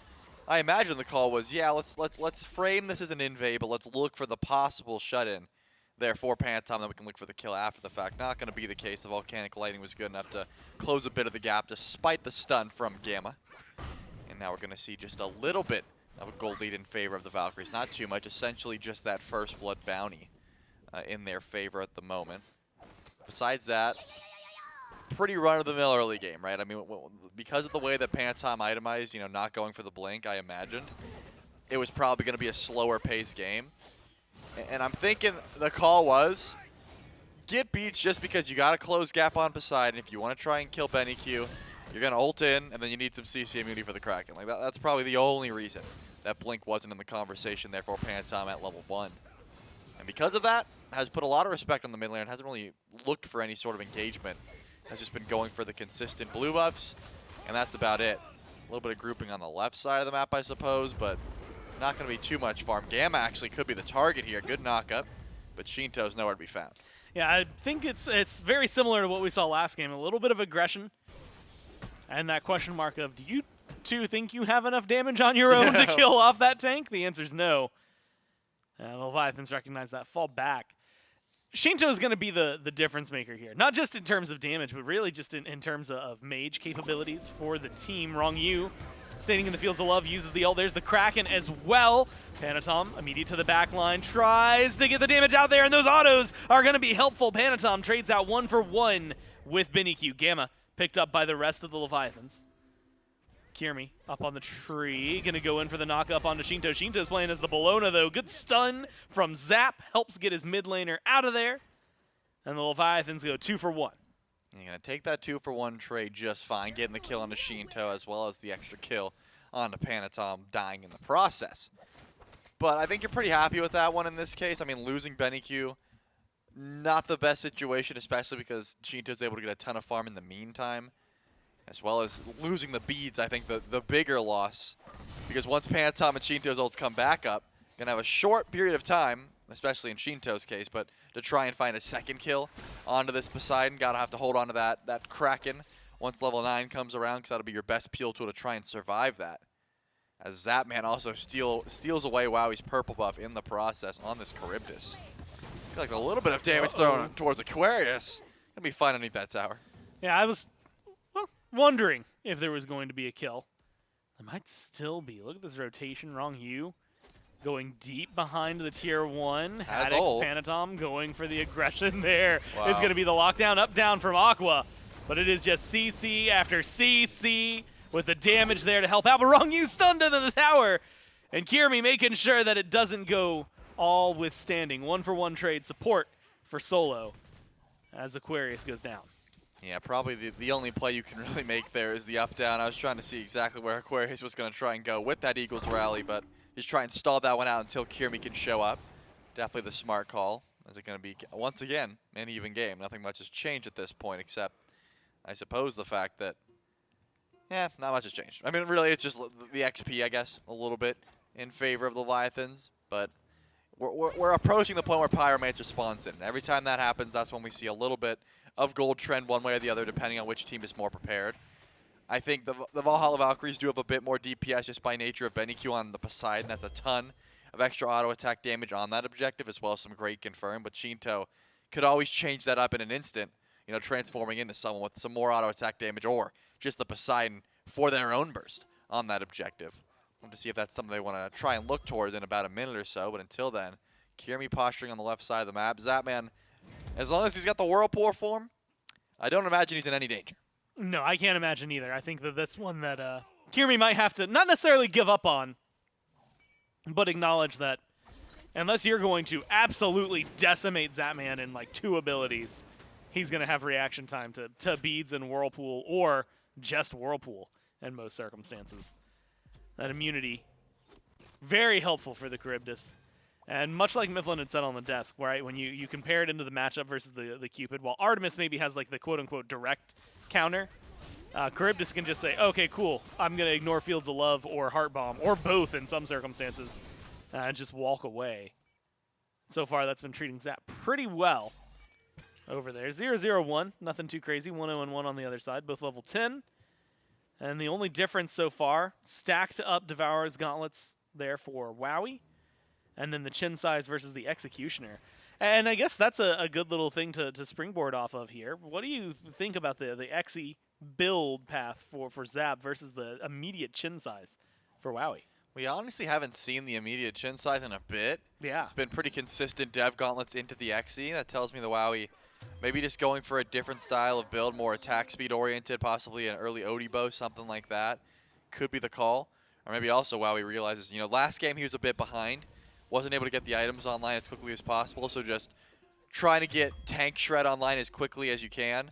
Looking at Haddix's build, a lot of HP, but also a lot of physical protection, so would love some penetration online to go with it. I think Wowie just wanted that power spike a little bit earlier than usual. Probably the call, but finally Pyromancer has spawned in. And the Leviathans, the first ones to show notice and show some face towards this objective, but Aquarius rotates in as well. And it looks like just a bit of a damage check. No one really looking to pull this one just yet. Still, a large grouping from the Leviathans near it. Pyromancer pulled slightly by them. Zap going into the Whirlpool form in mid. Pyromancer's been started up. Haddix with a nice double knockup. Makes sure to keep the Valkyries on their toes. It's going to be the full-on team fight. There's the Kraken. There's Fields of Love. Fields of Love only going to mez a couple. Damage is solid. Kiermi up onto the tree and is able to disengage if so pleases. Panatom is the chase. No, Kiermi goes back in and pays for it with his life. The turnaround auto from Panatom gets that one, but it's 1-for-1. Aquarius killed off Zap. Credit for that one. Has the ult. They're going to go turn for the Pyromancer. Yeah, nice 1-for-2 trade for the Leviathans. Looks like the Pyromancer will go down for free in the process. Losing Panatom a little bit unfortunate, but I think pretty happy with being able to confirm that objective for themselves. The Leviathans were able to actually used every single relic in that process, whereas the Valks, I mean, didn't have to use too much in that case, right? They have pretty much everything available. It was really just the blink from Gamma that was used to confirm that kill on a Panatom. Besides that, some pressure on the left side. The Oracle's going to go the way of Zapman to make sure the vision on the Gold Fury is going to be available just in case some sneaky plays are coming through by the Valks in the meantime. But definitely time to back and spend some of that gold. The Leviathans finally have the first real lead of the game thus far because that objective goes down. And I imagine it's just full-on reset in the process and then start getting some vision on the left side of the map. Shinto's not going to have ultimate for a bit. I saw maybe just a little bit of aggression towards Kiermi there in the mid lane, but you want that ultimate before you really start getting too crazy on the Morgan this early on. Yeah, it's been, well, I wanted to say patient gameplay from the Leviathans. They've still been aggressive, just kind of leading the way. 13 minutes in, 5 kills to 4. A lot of 1-for-1 trades, or at least in these last couple, it was 3-for-2, then 2-for-1. So slightly favoring the Leviathans each time. Outside of the first blood, that was the pickup for the Valkyries. And they've been finding decent fights. Level 12 hit for Panatom. Blink now online, so I expect that this Pele is about to essentially just level up in terms of what it was. The experience that it's going to be able to bring for the team is going to be very different. And with Pyromancer gone, you have to talk about that Gold Fury. I did want to ask you about this, especially while we have maybe just a brief moment for it. That moment might be rapidly disappearing. No, it won't. Leviathans are going to turn towards the Fury before it goes down, or at least get started. I did want to ask, with it getting made easier to kill, does it surprise you at all that we're waiting until these 14-minute marks? Gold Fury taken there by the Leviathans. BiddyQ does kill off Wrong Hugh. Kiermi's low. There's going to be Shinto getting aggressive as the Bologna. Zapman kills off Kiermi. So far, 1-for-1. Zap trying to do his best in terms of damage. Get it out there. Stay alive. You need Panatom's help as well. Gamma gets the credit for the kill onto the jungler for the Leviathans. Now it's just all about the turnaround. Zap can't do too much. Haddix trying to put it all on the field. Shinto is here waiting for the stun. Has the damage, but not the ability to secure it. Aquarius and Wowie versus Haddix might be the full-on delayed Deicide here. If they can chase him down, Haddix might be able to get out of here. It's the Gold Fury for a massive trade favoring the Valkyries. Yeah, definitely should be able to retreat on that one and at least grab the tier 1 tower over and left, unless Wrong You able to show up and kill that Trebuchet before Wowie gets there. I imagine this tower goes down for free, and that does look to be the case. I gotta be honest, I'm a little surprised at Shinto's transformation into Aquarius the second time in a row. You know, the first time I think made a lot of sense, but didn't get too much value out of the up down there with the Eagles Rally. I had to imagine either A, turning into Panatom, turning into this Pele would have been better, or B, just being BennyQ. Like the Kraken, I think, would have been a lot better than the Eagles Rally. I think the call there was to be someone tanky and try and survive through that fight, but certainly wasn't the case and died anyway, so might as well get as much damage off as possible in the meantime. Doesn't matter too much, as we saw a little bit of an answer back. The Leviathan's still going to be ahead gold-wise for the time being. But I'm imagining Pyromancer spawns back in here shortly, and that'll be the next group up and fight attempt for either one of these squads. But good fight from the Valkyries, man. They were able to stall that one out, force losing the Fury in the process, but at least looking to get that kill. I mean, lots of kills. And lots of gold spent on both sides. It's just so much in terms of where these teams are going. And I'm also really excited, and personally, for the next engagement between them. Kiermi trying to fight somewhere in the jungle. Doesn't seem like it's going to amount to too much. In fact, has to ult away. I was going to talk about relics to you, and that's specifically where my mind was at, because they were down after the Pyromancer. Seemed like a weird fight for the Valkyries, or sorry, for the Leviathans to try and take, specifically around that Fury. Now those are back up, save for, what, the Phantom Shell there for Wrong You. And so maybe that is going to be the small window of opportunity for the Valkyries. But was it surprising to you, I think, to see them not only like take that fight, but in the 5-on-5, like, I mean, they confirmed the Fury pretty quickly. So it wasn't the burn that's the question. It's kind of the everything after the fact that was surprising to me. Yeah, the fight after was a little surprising. I think Wrong You got caught out, and the rest of the team came in to try and fight that one. I imagine just feeling confident with the small lead they had, but definitely not the end of the world.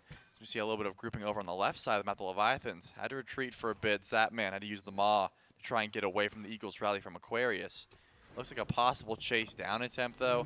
You're going to be finding 2 tanks if you do decide to step up. Aquarius easily grabs that Magi's off of Panatom. This fight's over nothing, though. There's no objective to be fought over here. We'll get the beads down from Aquarius, but what comes next? Well, maybe nothing is the answer for the Leviathans. They get the beads off of Aqua. And look, Aqua was most of the reason that the Valkyries were able to be as dominant of a force as they were in game number 1. And we had even mentioned it towards the end, but kind of becoming a kill Aqua win game for the Leviathans towards some of those fights. Very, very prevalent on this Bologna. But like you said, just the beads burnt and the disengage from the Leviathans. Pyromancer's back up with the Kraken on the other side. That's always where things, I mean, similar to the Vulcan ult, admittedly less range. That's something that Benny Q is going to bring to the table that makes any feint towards a Pyro or a Fire or even a Fury in the future becomes very difficult to act on. You get it too low and Benny's just going to take it. Yeah, that usually is the call. Assuming, of course, that Shinto doesn't either transform into someone or, you know, the other idea, which is just, hey, W key at the Poseidon. If he doesn't get close to this objective, Yeah, good point. Can't steal that one away.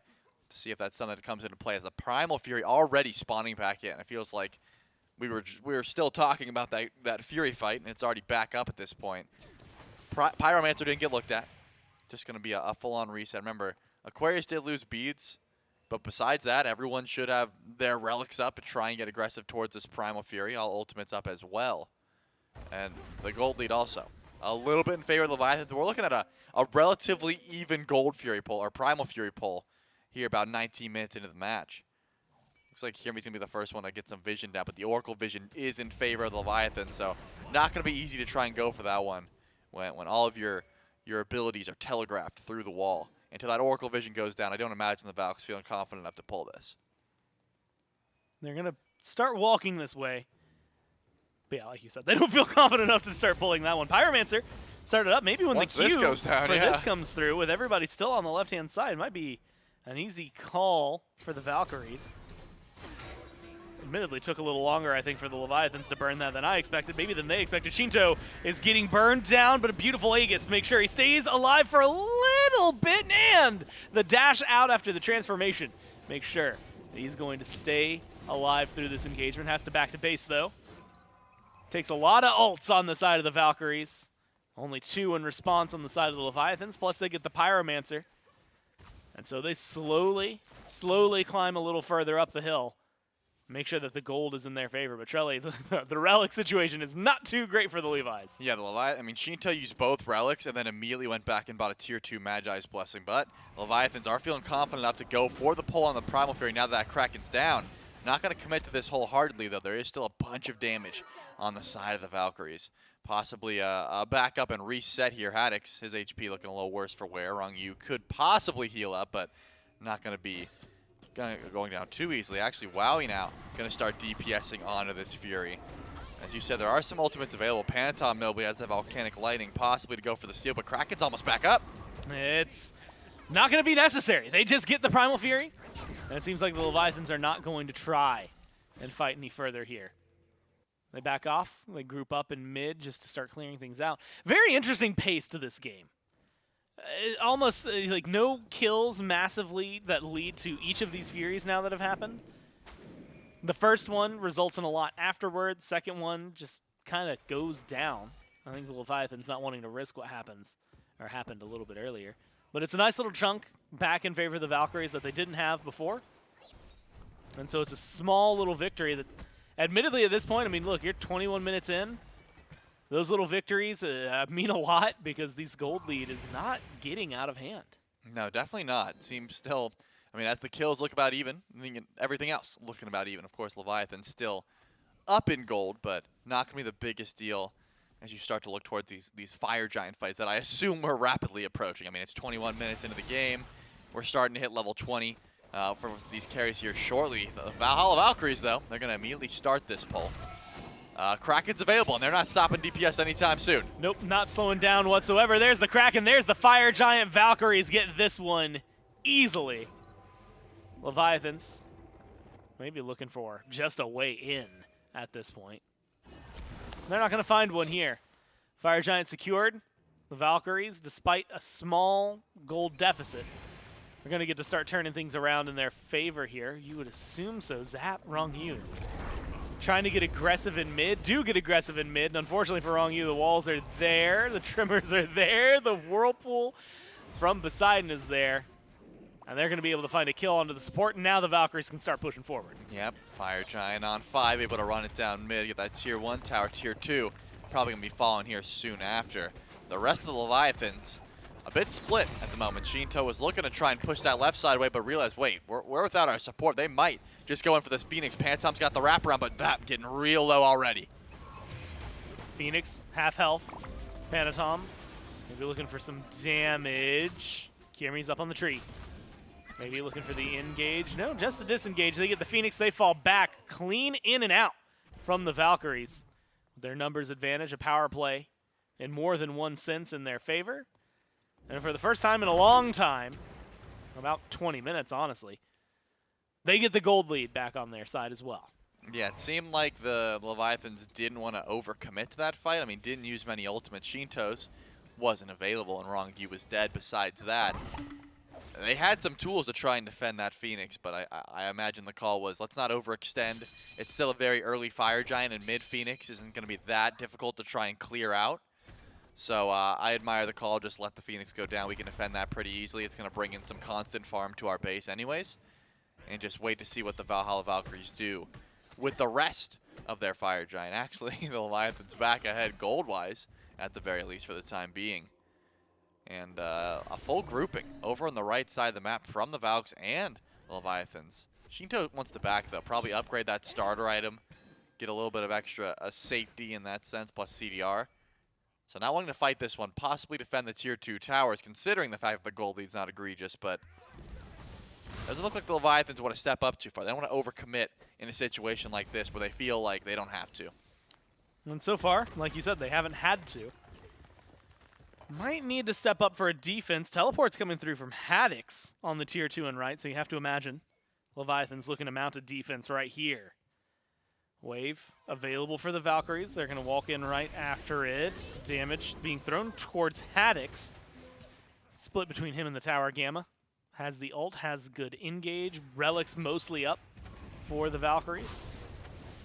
So it's going to be the stun into the Kraken. Haddix with a dash just to disengage. The tower seems to be the target. Valkyries need a couple more autos. They're going to be able to find it and at least get that tier 2 in right. 52 seconds left on the power play with the Fire Giant. I'd call this one pretty successful. Tier 2 and Phoenix in mid, tier 1 and tier 2 and right. Pyromancer now.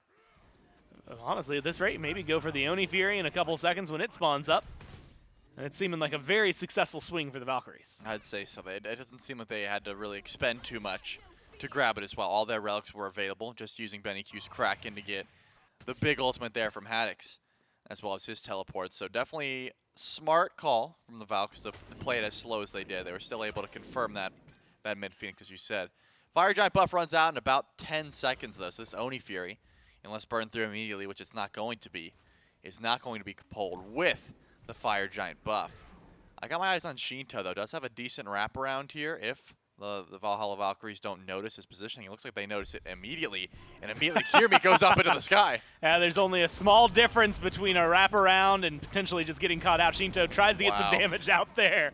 But the Valkyries respond in full force and shut down the mid laner. 2-2 and 4 for the Morrigan, and it's not gonna stop there. Zap, Whirlpool form to get away. Kraken on the wrong U, kills off the support for the Leviathans. The Valkyries looking to surge forward. 35 seconds till the FG comes up, and they have to be careful here. Panatom gets a single kill, but it is only 1 in return for the 3 the Valkyries have found, and they are not done yet. Zap is the target. Haddix, low health. They're gonna turn this instead, maybe to the tier 2. Zap, Haddix have to watch their team fall around them. A swing for the Valkyries, 12 now to 9. I'm not sure if Shinto just wasn't expecting that play, but how do you not hotkey to Kirmi, turn to Ratatosker, and get out? I mean, I imagine maybe thought, okay, if they show up, I'm going to stealth and run away. But Gamma had a beautiful play, blinked in, immediately channeled the Tremors, made sure to reveal that stealth. And then I guess at that point, Shinto was like, oh, this is real. I actually do have to ult and get out of here. And unfortunately, was hotkey to Panatom, turn into the Pele, and just decided to do some damage instead. Volcanic Lightning, pretty easy to body block from that situation. So now, Leviathans do have their Phoenixes back up. I mean, mid-Phoenix spawned in. Kiri's going to be coming back at the same time as Panatom, but remember last time, Kraken confirmed this pretty easily. Someone's got to get the Benny Q. We'll have to see what they can do. Benny Q so far untouched. Wowie, half health. Wowie taken out of the equation. Haddix surges forward. Now the rest of the team trying to get something done. Terra ult thrown out. And they're trying to close the gap. There's going to be the Kraken used early, but it kills off wrong U. It gives Benny Q another one to the column. 5, 2, and 6 now for the Poseidon. 1-for-1 trades so far. Panatom trying to make it a little bit more. Gets to Benny Q, but doesn't have the damage. Benny Q walks out of this one alive. Shinto, Haddix, Zapman, last 3 standing for the Leviathans. And there's not much they can do here. Yeah, I don't imagine they're looking to fight this one. Gamma does have the blink available, but not going to use it to try and close gap. I think if Kirmi didn't get baited by Shinto's clone there, that fight could have went a lot worse. He did land from the ultimate, came from base, so didn't quite know which one was which, and landed on the clone instead of actually Shinto. If that ult connects with a priority target, maybe that fight goes much worse there for the Leviathans. But your mid-Phoenix starts up. I mean, respawns in. You get both relics down onto Benny Q. And it looks like you're just going to have Panatom gone for about 20 seconds. Besides that, not going to be the worst situation to be in. The Valhalla Valkyries have shown extreme confidence, though, around these objectives. I mean, they just pull and then just wait to see what happens. As long as the Kraken's up, they feel good. No one from the Leviathans is even close here. I imagine this Fire Giant goes down for absolute free. Haddix not going to be there in time because of some good zone work by Gamma. And actually might be in some trouble. I was going to say, if you get stuck around in the Whirlpool, definitely could be caught out. Not enhanced, though. Only 29 minutes into the game. So the Leviathans don't have to worry about that, and they also don't have to worry about fire minions for the time being. Grouped up around the Oni Fury, though, you have to imagine that's exactly where the Valkyries are going to be headed here shortly, so Wrong U might be in some trouble. Yeah, need to find maybe a successful fight if you're the Valkyries gives you the game. A successful fight for the Leviathans might at least keep you alive in this. Wrong U's just gone. And you need some sort of engage. Shinto goes to the back, immediately gets rid of Benny Q, and now he's looking for a little bit more. Finds the kill onto Wowie. It's a double for the mid laner, who just has to escape. Kirmi is low. Kirmi's running. Same thing can be said for Shinto versus Gamma. Zapman's looking for one. Zapman's getting killed off. And it's a double for both the mid laner in the jungle of the Leviathans and the Valkyries. But unfortunately, they lose a little more on the side of the Levi's.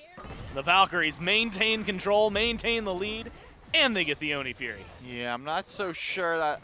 Yeah, it's definitely in favor of the Valks because they get the Oni Fury after, but losing Fire Giant on 2...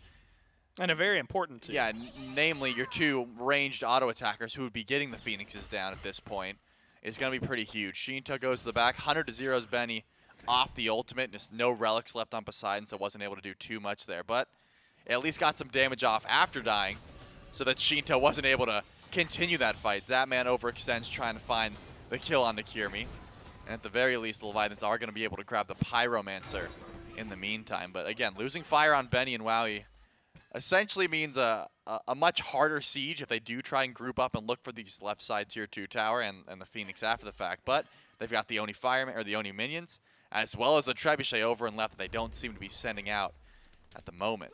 Wrong U needs to back up, though. How many times have we seen just Gamma Stun into Whirlpool into death for this Terra? I mean, not tanky enough to survive the onslaught of damage. Even with the ultimate, it's just not enough. So I imagine Wrong U probably going to be a little bit quicker on the draw to try and back up whenever Gamma's nearby. Because the Phantom Shell is available, but when you're CC chain, it doesn't matter if you can get through the walls. The Whirlpool is your big problem. So difficult to deal with BennyQ right now. Great play from Shinto in regards to getting back there, killing him off, and staying alive, but only so much you can do when the rest of the team is getting killed around you. 4, 6, and 6 for the jungler on the Leviathans. The Pele maybe not going the way that it would have liked. 5, 3, 9, 4, 3, and 8 for the mid laner and the jungler there on the Valkyries, respectively. Feels like a really good spot to be in if you're the Valkyries here. Enhanced, while you said, and mentioned, not on maybe some of the very important members, and Wowie and Benny. But still, they've got it.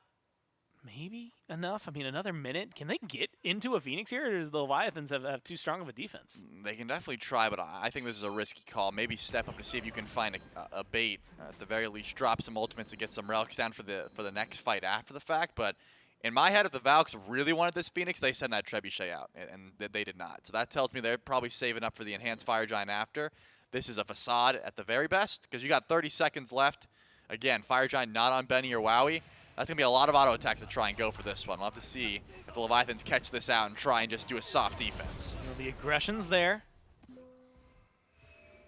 Not a lot they can do about it, though. They fall back. 20 seconds left on the FG. Yep. And I think exactly what you say, right? Play for Enhanced. Don't die now. Timers are going to be awfully long. You'll be respawning around the same time the Fire Giant does, so you have to play carefully if you're the Valkyries. 33 minutes into the game. And I guess the eyes, at least from me, are going to be on that Trebuchet when/if they even launch it, as well as what they spend the next minute doing. You know, vision control, important. Lots of wards, 3 sentries, 2 regular, in the pockets of the Leviathans. 3 sentries on the other side as well. So vision control around the Fire Giant pit. Maybe more important now than ever. I think that even though, if you're looking at the Leviathan's base, no towers standing, only 3 Phoenixes, all exposed, 1 weakened. Meanwhile, 3 tier 2s still up for the Valkyries. Yep.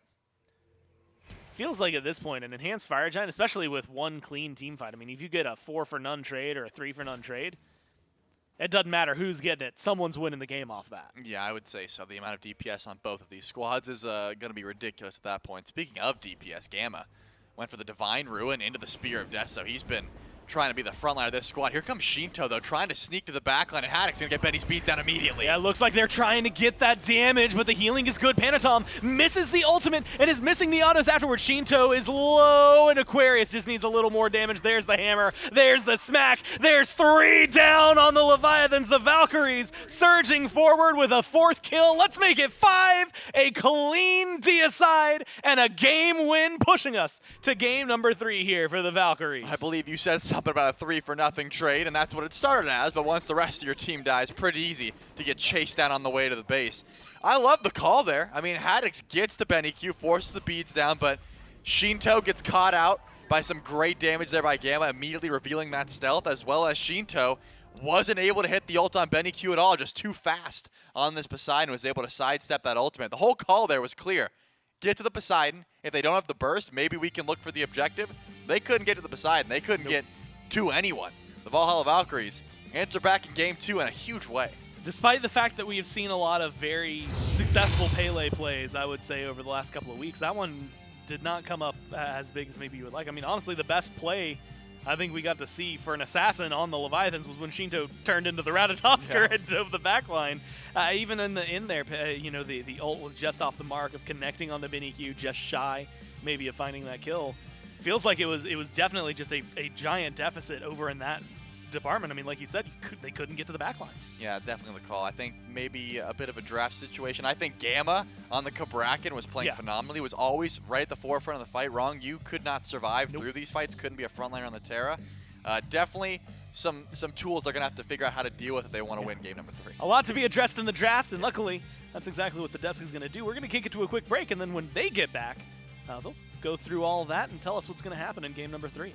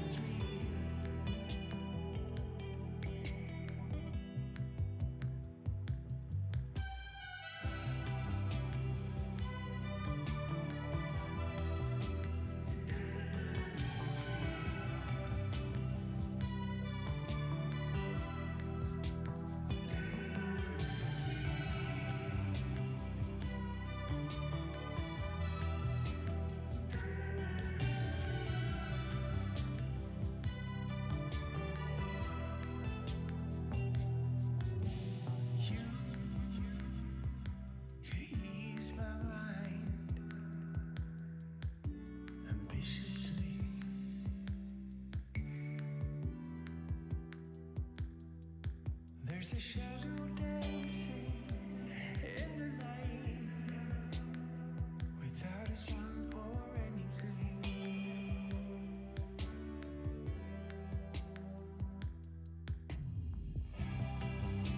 Is anybody here beside me? It's possible I make believe. As long as I can feel your body, it doesn't matter what is real.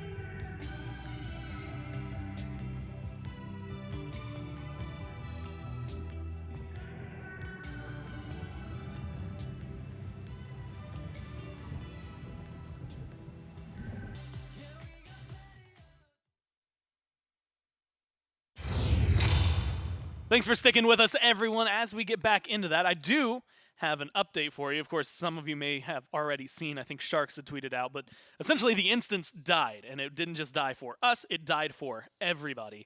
So the game that was played literally is just gone to the ether. Nobody knows where it is. There's no way to get back into it. And so it has been an official remake as called by the admins. So we're going to be restarting. Same picks, same bands, all of that fun stuff. But from the very beginning here for game number 3. So if you liked it before, you're going to like it even more now as we come through. Although, Trelly, we were talking about this, and we've seen it. It's been a long time, actually. In recent memory, I can't remember the last time competitively this had happened for SBL. But I do remember some of the things that will change here is the knowledge that you have coming into this, at least how these teams want to play the early game. So that's going to change some stuff for us. Apparently not enough to change the long duo lane, but already massive differences. Kirmi is not running around in the jungle with a taunt. That is true. And that, Who knows? That's a good Might point. be a That may big have- game changer. That may have been enough to shatter the mental of the Leviathans, and thus far been able to, change that a wee bit.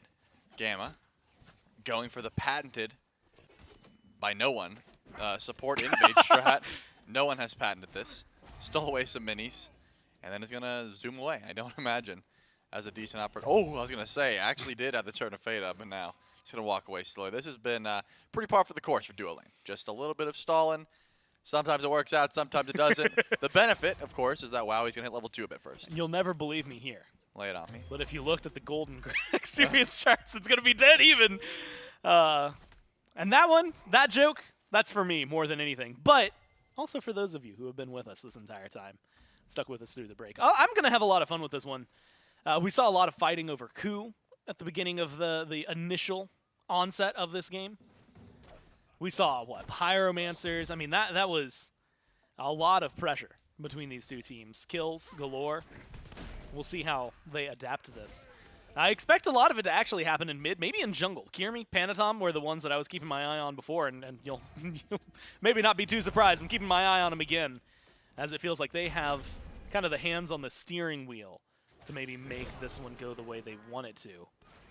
Good look for some early pressure. Panatom gets some poke onto Benny. Benny gets some poke onto Panatom. And they're just going to let that one lie flat as is. I think, if I'm not mistaken, and this joke's not going to make sense to anyone who wasn't watching game number 1, Shinto, cosplaying as a native Pittsburghian, Yeah. actually is on the pirate skin for Vulcan now. So that changes a little bit in the sense of nothing gameplay-wise, but at least makes us happy, which I think is what we need right now. And you know what? And it's nice to finally get some Pennsylvanian and specifically Pittsburghian representation in the game. Absolutely. And so shout outs to Shinto, obviously native to Pittsburgh, for repping it. Yes, for this particular Big Vulcan Steelers skin. fan, that guy. Yeah, yeah. big baseball guy as well. That's Shinto. Always rooting. You gotta love that. But this is sort of. Always rude. I said rooting. Oh, I thought you said always rude, and I'm like, what? No, Shinto's What great. Shinto have you been hanging out with? No, that guy's great. I'm talking about he's always rooting for the Steelers. Rootin'. Yeah, rooting tootin'. Rootin' tootin'. Exactly. Now you're getting it. Aiming and shooting. Exact. Well, maybe not that, but. Well, yeah, with the backfire. Oh, okay. Aiming, shooting. Yeah, that checks out. All right. Well, either way, this is kind of what we were seeing. Not much aggression, not much invading, just confirming your own buffs. Because remember, this is game 3. It's a 1-to-1 situation where you got to make sure that you're winning this one. This is game 4 of 3. That is true. Unfortunately, game 3 is lost, so this is game 4. But still, for the sake of the scoreboard, it's game 3. Oh no. Wrong you. Body blocked a little bit. Root's good. Panatom in mid gets first blood this time around. Kills off Benny Q. And I thought the danger was going to be the default skin Kepri. But no, instead, the danger was over there for the Morrigan. And gives a little pressure over.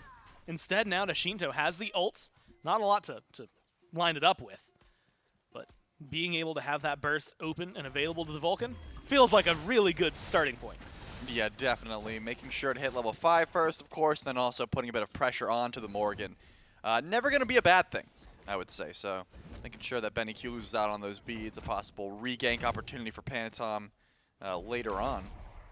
Actually didn't even have to use too much there. The ultimate's still available. Panatom actually showing more pressure over to the right side of the map than going back for Benny Q because that ult does come through. So now Benny Q has the access to a little bit of extra safety.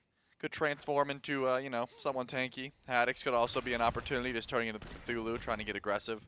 To see what Benny Q wants to do with this pick, but it makes a lot of sense to see that Kirmi is hovering around the left side of the map, considering the fact that no access to ultimates just yet. Wrong you and Zapman is still level 4.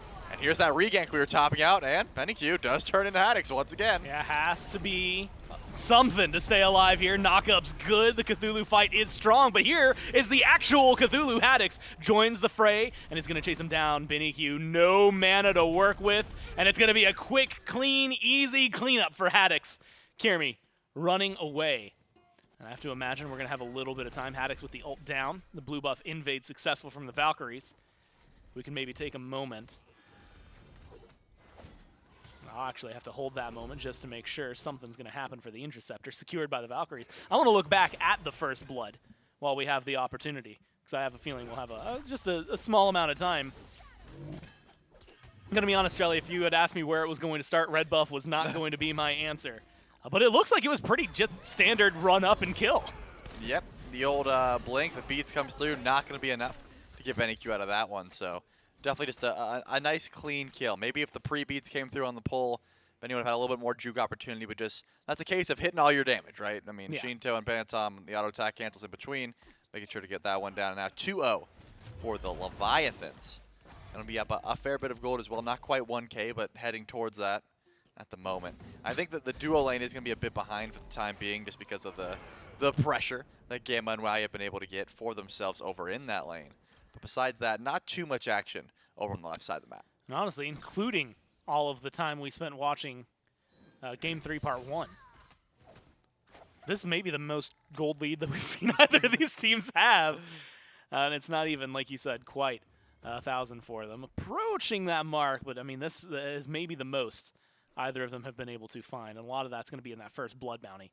So it feels pretty solid for the Leviathans as terms of starts go. And it's just going to be the question of whether or not they can keep up this pressure. A lot of fun shots, and we got to see specifically combinations between this Vulcan and the players around him. Kepri with a pull, Susano with a pull, knock up, things like that, to maybe keep people lined up for Shinto to have some nice long-range max damage ults and maybe burst kill someone. On any lane, I think I'm thinking of a gank onto the duo lane that we saw earlier. But more than anything, I think I'm just thinking of the combination potential that it could potentially bring. The Valkyries at this point have been on top of the offerings and very successful in terms of securing theirs. Their obelisk almost fully charged, and they'll just need one more. And that's, I mean, just been true for most of this set.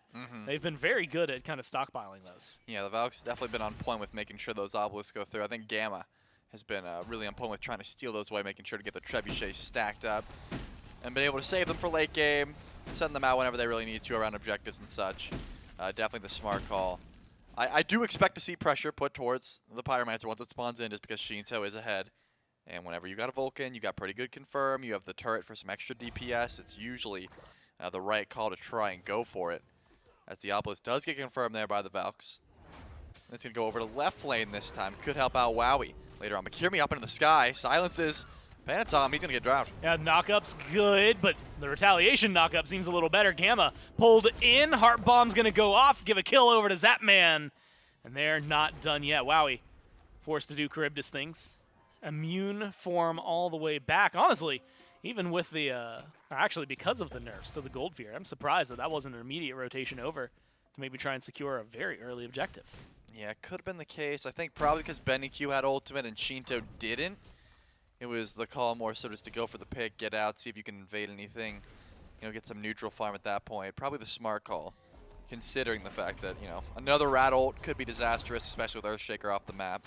But the gold lead, still not even quite that 1K point. The Valhalla Valkyries have done a great job of keeping the farm up, especially over in solo lane where Aquarius has just been stacking up that Book of Thoth. As you'd expect, you're going to have some pressure over the Cthulhu. I mean, Haddix rotates out, finds a kill onto BennyQ, but Aquarius has been just sticking around, one-shotting the wave, looking to take away some camps whenever possible. That's kind of how you play this Hades pick. Got to even catch a little bit of an ultimate, try and pull in Haddix into the tower. Not going to force anything out, but Aquarius' blue buff seems to be a prize the Leviathans are after over here, but Kirmi, he's rotating over as well. So far, it's a very good amount of control. Maybe not even necessary for the ult from Haddix, but who cares about that? It's a 4th kill for the Leviathans, unanswered as of yet by the Valkyries. And a nice shutdown to make sure that Aquarius has to go back, and just before he could truly afford the full Warlock staff. So it feels like, again, one of those things, small victory, but maybe with massive impact. Definitely could start to add up. Looking over the duo lane, Zapman once again going for that crit style build.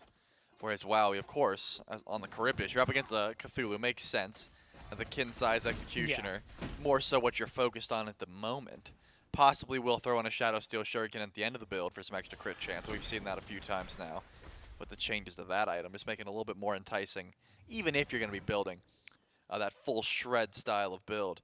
But because it's, you know, the Cupid versus Charybdis lane, Not gonna expect too much aggression unless WoW uses the Whirlpool to get aggressive, and that almost never happens on anyone who plays Charybdis. So I expect to see just farm wave purple back, farm wave purple back. Just reset that process, of course, until these junglers decide to make some presence over towards that lane. Shinto though, a level lead in the mid lane. It was about to be 2 levels, so I'm thinking probably a level and a half. Yeah. The Vulcan has been farming as effectively as you would expect from someone like Shinto, who just knows how to, farm the map and traverse the map as well as possible with this turret. BennyQ trying to stack up and get that second relic would give a little extra level of survivability. Could be, I think, very big for Shinto if they can find maybe another pick onto BennyQ. 0-2-0 now for the Morrigan. Definitely a different kind of position. 11 minutes in, Trelly, a lot faster pace than what they were setting before. Oh, yeah. 4 kills. Again, unanswered for the Leviathans so far. Although, ultimately, you're still 15-ish hundred gold ahead right now for the Leviathans. Maybe the Valkyries are going to find a way to combat that. Gold Fury started up. Gamma drops the Dharmic Pillars. Is getting burned. Panatom over the wall. Is going to go for the kills. It's going to be the Fields of Love instead that try to steal it. Not going to be successful. Gold Fury goes over to the Valkyries. Gamma looks like it's going to be a very easy kill for them. Surprised to see the Leviathans look for the fight instead of the Fury steal as heavily as they did. They didn't want to mess up the script because the game 1 part 1. Something very similar. It was Fury for Gamma, and it went the same exact With way. Fields of Love being just not enough. Yeah, so Phantom didn't want to go for the steal because that would mess up with the mojo. So probably a smart call. 5-0 now for the Leviathans, and they're going to grab that tier 1 tower in the process. Possibly a rotation immediately over to that Pyromancer as that man does successfully steal away that purple buff. With the DPS from Shinto's turret, probably should be a free pull, assuming Aquarius doesn't sniff this one out, and he doesn't look like he's going to head over. Actually, it looks like Rongyu and Shinto will go for this, so... Yeah, I was going to say, Kirmi could definitely walk Someone's over gotta and walk up. attempt a little steal. Does go for the blink, not going to be able to grab it, just stuns out Rongyu, and the Leviathans get the answer back. I mean, you had said it last time around, but the turret itself does a lot of damage there to help Oh, out yeah. the Vulcan. Does a lot of the heavy lifting. BennyQ aggressively positioned. Shinto just fires a backfire to see what can happen. Wowie looking for a solo kill! And this time around, Zapman's the one who gets zapulated, shut down into the ground, and a good kill for the Caribbean. I mean, that is not an easy play to make. Canceling out the Whirlpool right at the time that Zap dashes to catch that one. I mean, it was one of those situations where Zap was so low, he sort of had to dash at that point, but still, great kill by Wowie. Going to give himself a little bit of extra presence in this lane. Of course, Phantom and Rongyu over here to the purple buff, not letting that one go down.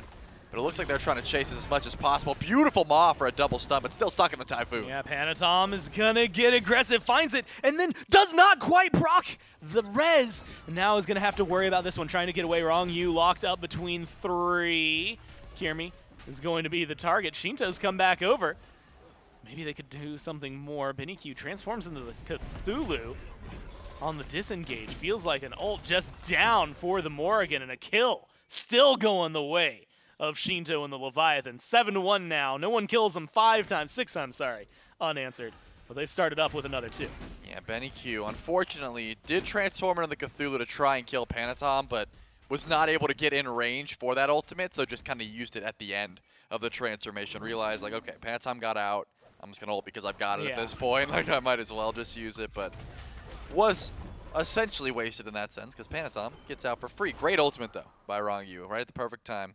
You'd think the res would have came through, but it just lived at 1 HP. That Dharmic Pillars went down like just a half second early. He was trying to kill Yeah, himself, so he got the Phantom went res. to the minions after that and was like, I guess I could try and die over here. There was no minions. It's like, well, I guess I'm footing it all the way back to base. Hope that works out. And it did. So 7-1 Leviathans. Showing up to about a 3K goldie. Not quite. It's in about 2 at the moment. But still, I think the Valkyries are not too scared, right? They have been showing up to these fights. They haven't been just giving anything up for free. And they are the ones who made that pull on the Gold Fury, which is the Pyromancer after the fact that the Leviathans were able to get. So I do expect to see some more aggression from them. At least trying to split up these fights. Because, I mean, wow, he just got a solo kill on his Zap. He's got to be feeling himself at the moment. I'm trying to play through that duo lane if I'm Kirmi, just off the back of that kill alone. Yeah, Wowie able to do a lot here. Zapman still with a small lead in terms of experience. You have to be careful. Shadow Steel finished. So maybe some crits going to be helpful in that lane. Q's over here as well, maybe just for the Interceptor. And it was a stolen Greater Scorpion by the Leviathans, causing even more trouble for the Valkyries. You're talking 3,000 gold just about in favor of the Leviathans. And you don't get your Fear? upgraded buffs? Yeah, no, you don't get upgraded buffs. Your Fury, your Pyromancer is going to respawn soon-ish, right? A minute for the Fury, a little over that for the Pyromancer. Definitely a change of pace. The Valkyries are going to have to soon match. Yeah, I think Primal Fury is going to be up here in about 40 seconds, and that's when I expect to see the Valks once again get aggressive. Despite the fact that they're a bit down in gold, they have a good amount of burn, and with the fact that they essentially have two tanks in the form of Q turning into the Cthulhu and then Aquarius possibly making the rotation over. I do like the idea that they would try and get aggressive around this objective. Not too much wards available, though. I mean, Gamma's got a sentry, and that's about it, assuming that Wowie makes it all the way over. They do have an extra ward just in case. But more so focused on dual lane vision as opposed to vision actually on the Fury. Probably because they don't want any rotations over just yet. Both solo laners, though. You can see Aquarius actually making his way over to Primal Fury, whereas Haddix is going back to lane. That tells me the Valkyries are going to try to make a pull here. I'm wondering. Haddix does have the fully upgraded teleport, though, so could very easily grab the blue buff, push the wave, and then teleport through just to try and get some extra farm in the meantime. They don't have any immediate action, though. Aquarius already sitting at this objective. No, and the trouble is maybe coming the way of the Valkyries. Wowie takes a little bit of poke. Might make things easier for the Leviathans to just hold on to this side of the map. Like you said, 5v4. Haddix not even having to use the teleport, walking over the old-fashioned way. Primal started up by the Leviathans, and it's going to be around them. There's the Earthshaker, but no, they leash it. Zapman gets low. Panatom is going for the kill, gets the res, takes out Wowie, but loses his own hunter in the process. Shinto trying to stay alive, maybe with a little bit of peel. No, Q is looking for blood, and is not able to find the abilities. Just short. Shinto, turret down.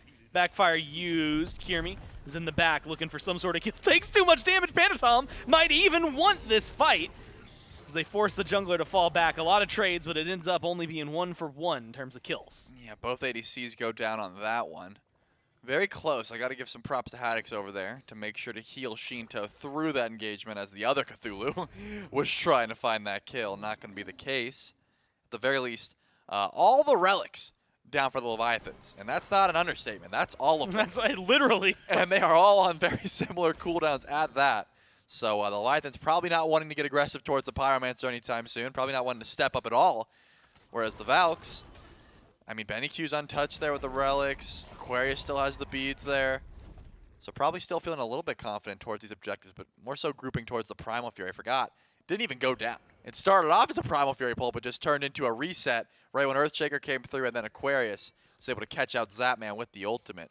And now a re-pull here from the Valks. Only Zapman at the moment stepping up at Shinto's here, and Earthshaker's already back up. Yeah, has the ult. It's low. There's the shot, but not in time. Valkyries burn it a little too fast for him. Now Panatom trying to get aggressive. Beads from Aqua. Make sure that the Hades doesn't get pulled back in. So a successful pull and disengage from the Valkyries. Well played to just, again, small slights of aggression. Even though their relics are in a desolate state, it looks like the Leviathans might be going for the Pyromancer, and there's not a lot of answers nearby. Yeah, it seems like just giving up this one, probably the call here from the Valks. They got the Primal Fury, and that's going to be enough of a win. Plus, Wowie has a Trebuchet to try and deal with, so not going to send any more forces over to right lane for the time being. About 20 minutes in, give or take 19, just under 20. And I don't think they quite have the DPS, just because this game has been vastly carry-sided in the sense that Zapman and Wowie have been dying, which means they don't have quite that much XP, which also means they don't have the burn to go for Fire Giant just yet. With Zapman going double crit, I tend to lean towards the Leviathan's ability to burn through that objective, especially with Shinto having the turret. But still, I'm thinking waiting till these hunters hit at least like level 19, 20 era is more than likely when they'll want to try and go for a Fire Giant. And because it's been the Leviathans usually showing up at the objectives after, probably the Valks can be stepping up towards this side of the map anyways. But once again, I mean, the ADCs are over and left, so there's just no way. They're going to group up, maybe look for a pick at the very least, but not get aggressive towards any fires. We'll see what they'll be able to do. Valkyries grouped up heavily on right, but unless it's a Fire Giant call, there's not too much you can do. And like you said, with Wowie, Zapman on the other side of the planet, seems like it's going to be more or less just a relaxed call. Go back to lanes, farm up. Zapman controlling this one. You had mentioned it earlier, a little bit of experience lead in his favor. And you can see that playing into effect here. The crit is definitely not something that Wowie wants to play into. You'd mentioned the Fire Giant. I think it goes for anybody that doesn't have anti-crit or maybe even just physical prots on the other side. A lot of people susceptible to damage from Zap. Yeah, I just like the build whenever you're up against Hades because It just kills him so dead. the build just doesn't change. Like if you look at any Hades player, there's like 3 core items and then poly, so 4 core items, and then you get like maybe a difference in a starter, maybe a difference in, I saw SOT throw a spectral armor at the end just because there was so much crit coming through. So besides that, you're dealing with essentially just a mage with anti-heal. Well, it's not going to be that easy to try and kill them if you're going through typical shred, but if you just go for full crit, yeah, you're going to absolutely delete everyone on the map besides Gamma, assuming that Gamma gets some more Fizz prots built, and it seems to be that's where the build's headed. Smart call, but Wowie, I was going to say, it looks like, for a second was rotating over, but the DPS just isn't there. Zap staying in duo lane for at least a little bit longer, possibly until Deathbringer or until that starter item gets upgraded.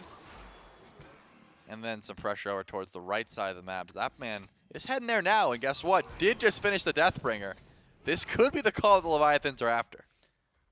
Might be the opening that's necessary for him. And look, if you want to talk about secure, you want to talk about giant AoE no play zones that the Valkyries would have to cross in order to get to the Fire Giant, I can think of 2 massive ones, maybe 3, including Panatom on the side of the Leviathans. Fire Giant started up, and just like you said, I mean, almost instantly taken to 2/3 HP.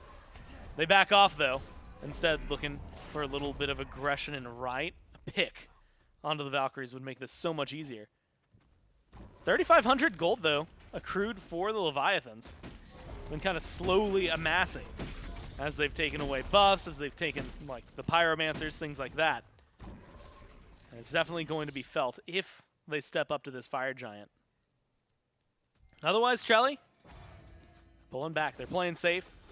They don't have enough of a lead that they can just ignore the Valkyries. Yeah, I don't think they have enough. They've got the burst for sure, but again, I think if Benny Q does turn into Shinto, that could create some problems in just going for the burst route.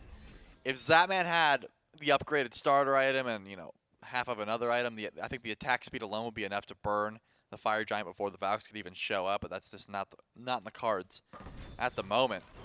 It is going to be a blink in on Akirmi. Wow.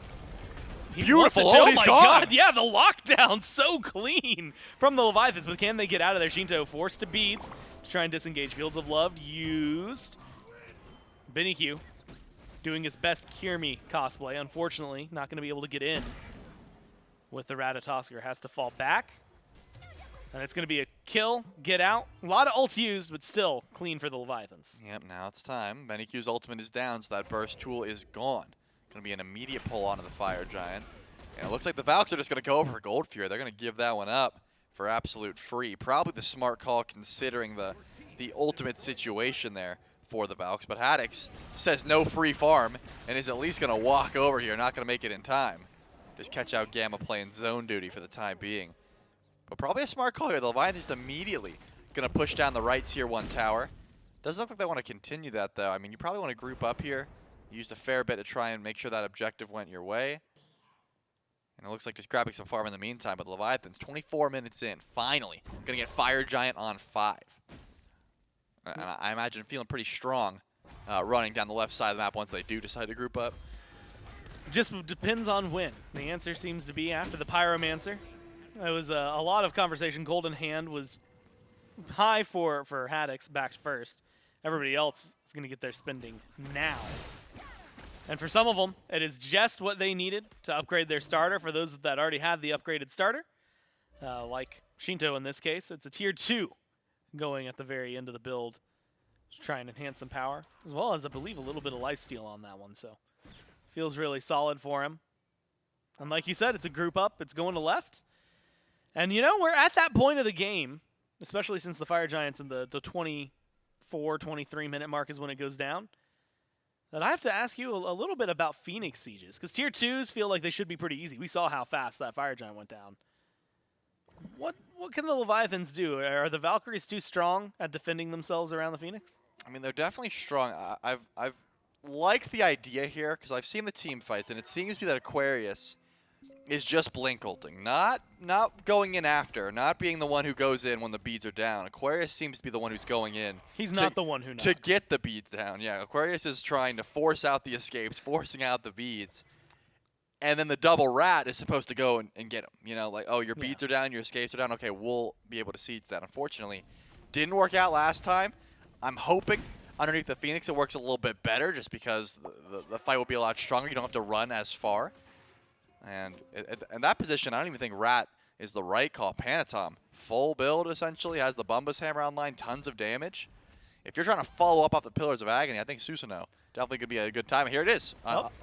Zap in a little bit of trouble, has to dash away. There's the Darmic Pillars, but an ult from Shinto lands right there. Tries to get some return damage. Kirmi is low. That's all they need. One more hit, and it's going to be Haddix who finds it, but it's still 2 for 1. The dual lane on the Leviathans gone for now. The mid and jungle from the Valkyries, and it's Panatom who is running through. Triple kill for him, and they're looking for a little bit more. Panatom trying to get this done. A quadra kill for the jungler on the Leviathans, and a full-on deicide. The Leviathans can keep moving forward. I mean, that was a great play there from Aquarius. That was the call, right? Blink in. Oh, this time the silence gets zapped so low. Unfortunately, they didn't realize Panatom just got his Bumbus Hammer. He got his Titan's Bane and Heartseeker. He was absolutely chunking in that team by able to clean up 4 kills.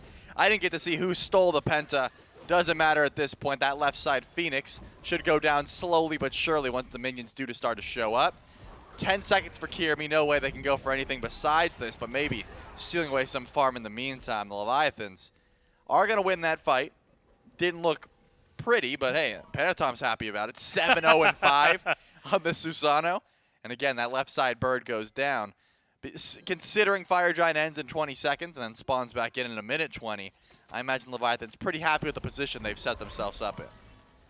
I mean, they have to be, right? Left side, Phoenix down. They've got 5 towers standing on the other side for the Leviathans. You're leading the kills by 9. You're leading the gold by 8,000. 8 would be a very unmonumental. Yeah, that'd be a small number. Is a good amount there. So you're definitely feeling like you've got a lot of leeway to work with here. And they're just going to burn Aquarius. No, the ult almost good enough, but not quite the lockdown they need. Double Ratatosker seems to be the play. Knock up, not going to be enough here. Q is getting burned, and just like that into the waiting arms of Haddix. It's a clean kill, and then a delete button from Shinto with the ult, and they've got the open Phoenix. They've got the numbers advantage as the Leviathans, and they might just have game number 3 and this set. Wowie trying to stay alive, trying to get out of here, and uses the ult to disengage further. Unfortunately, leaves Gamma behind. Haddix is going to chase it down for the DSI. The rest of the team is going for the Titan. And with that kill, the Leviathans are going to take game 3 and end this set. Wow, what a beautiful play there. I mean, Aquarius just in the wrong place at the wrong time, gets immediately pulled back in. Shouts out to Q and Kirmi, assembled like the Power Rangers. Immediately up to the sky they go with the Ratatosker ult. Weren't able to make it in time, unfortunately, and they just didn't have enough damage to quite finish that one out. And then a beautiful ult from Shinto, also to make sure to confirm that kill onto Kirmi. And after that, you just can't escape. All 5 Leviathans chasing you down that close to your base. You're just not making it out in that situation. Look, you get a quadra kill, just the fight prior if you're Panatom. That is true. I mean, feeling really great about that one.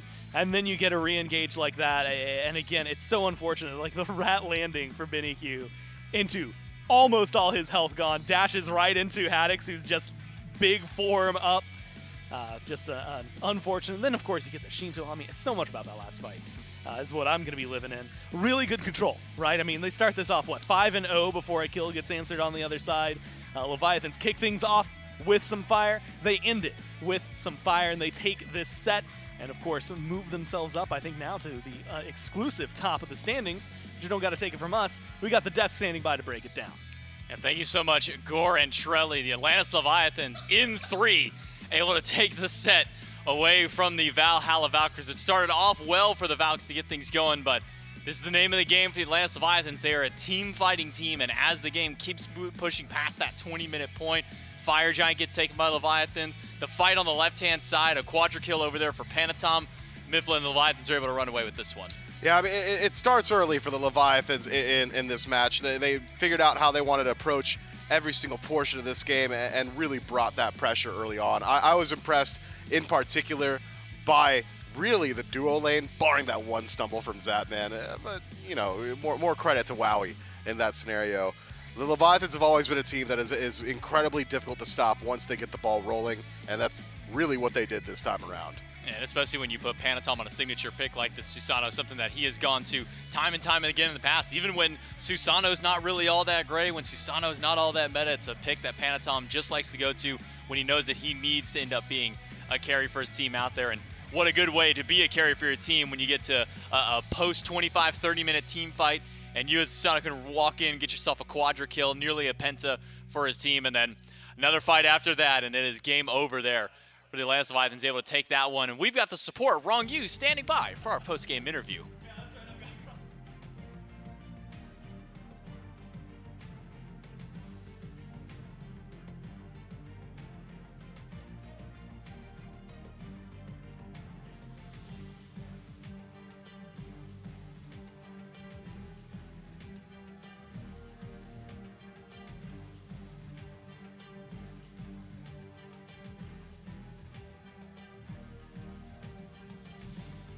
Right, and that's kind of where you guys have been going. We saw the Valkyries yesterday struggle a little bit and kind of surprising us, I think, up against the Scarabs. And then come in, and then now to be able to kind of push you guys the limit. What were your thoughts on just like how this set went, especially with Game 2 going the way it did? I feel like the bugs are just our counters. I told hi-rez, don't expect the wing against the bugs. And he understood, but he never lost to the bugs when he was in the vault, so it was, maybe he's like the key for us. I don't know. The secret key. I do got to ask, right? Game number 3 comes in. You guys start that, the very last iteration of Game 3 Part 2. And it's a lot more pressure than you had the first time around. Like, you guys are finding kills. You guys are opening a lot. Panatom gets a quadra kill by the end of it. Like, it feels like things get aggressive. What was it in your mind that kind of changed the flow of that game to get you more aggressive? Yeah, I mean, the fourth game or third, whatever, we're literally like, we were having fun in comms actually. We were just like screaming or like, let's go boys, mental up.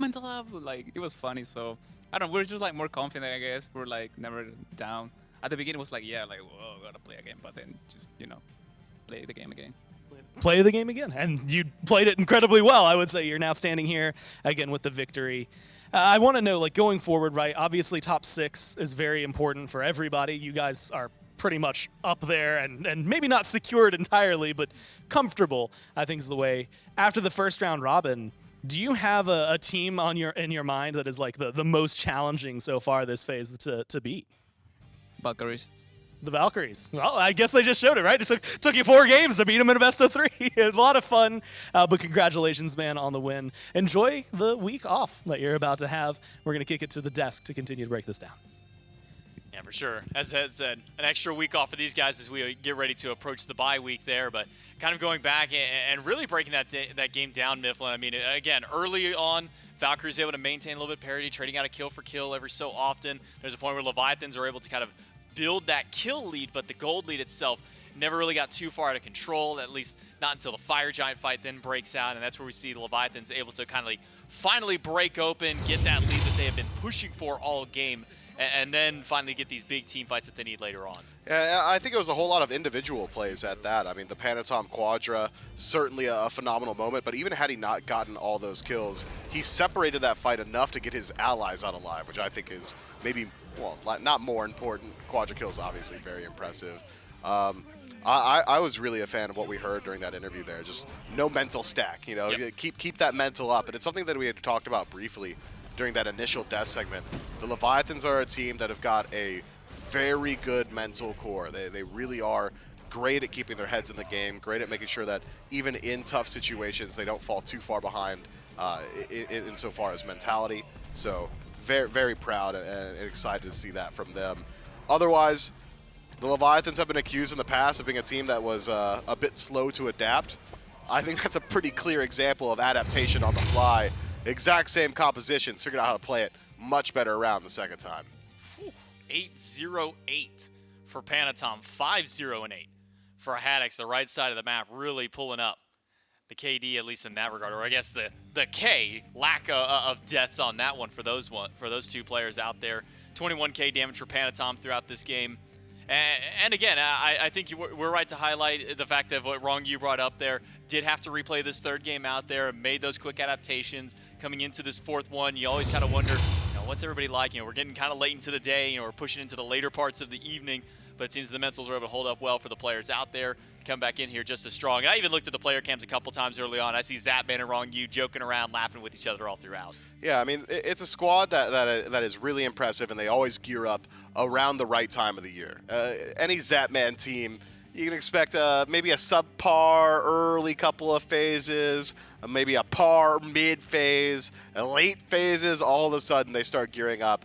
I've seen rumblings that this is a squad that has been accused of sandbagging in the past. Like, hey, we just don't take it super seriously early on. And I'm thinking to myself, no, everybody wants to win. They want to win all the time. The Leviathans, PK, every Zapman squad, I feel like 3-4 times in a row, maybe a bit too often to say it's anything too often to say it is coincidence rather. Maybe at least a little bit in jest, whether that be to their own regards or to maybe some of the other teams out there who maybe go a little more hard whenever it comes down to the first few sets of the game and whatnot. But we'll go ahead and take a look at the schedule for this week, so that way you guys can see what I'll actually miss, because we have now finally wrapped up week number 4.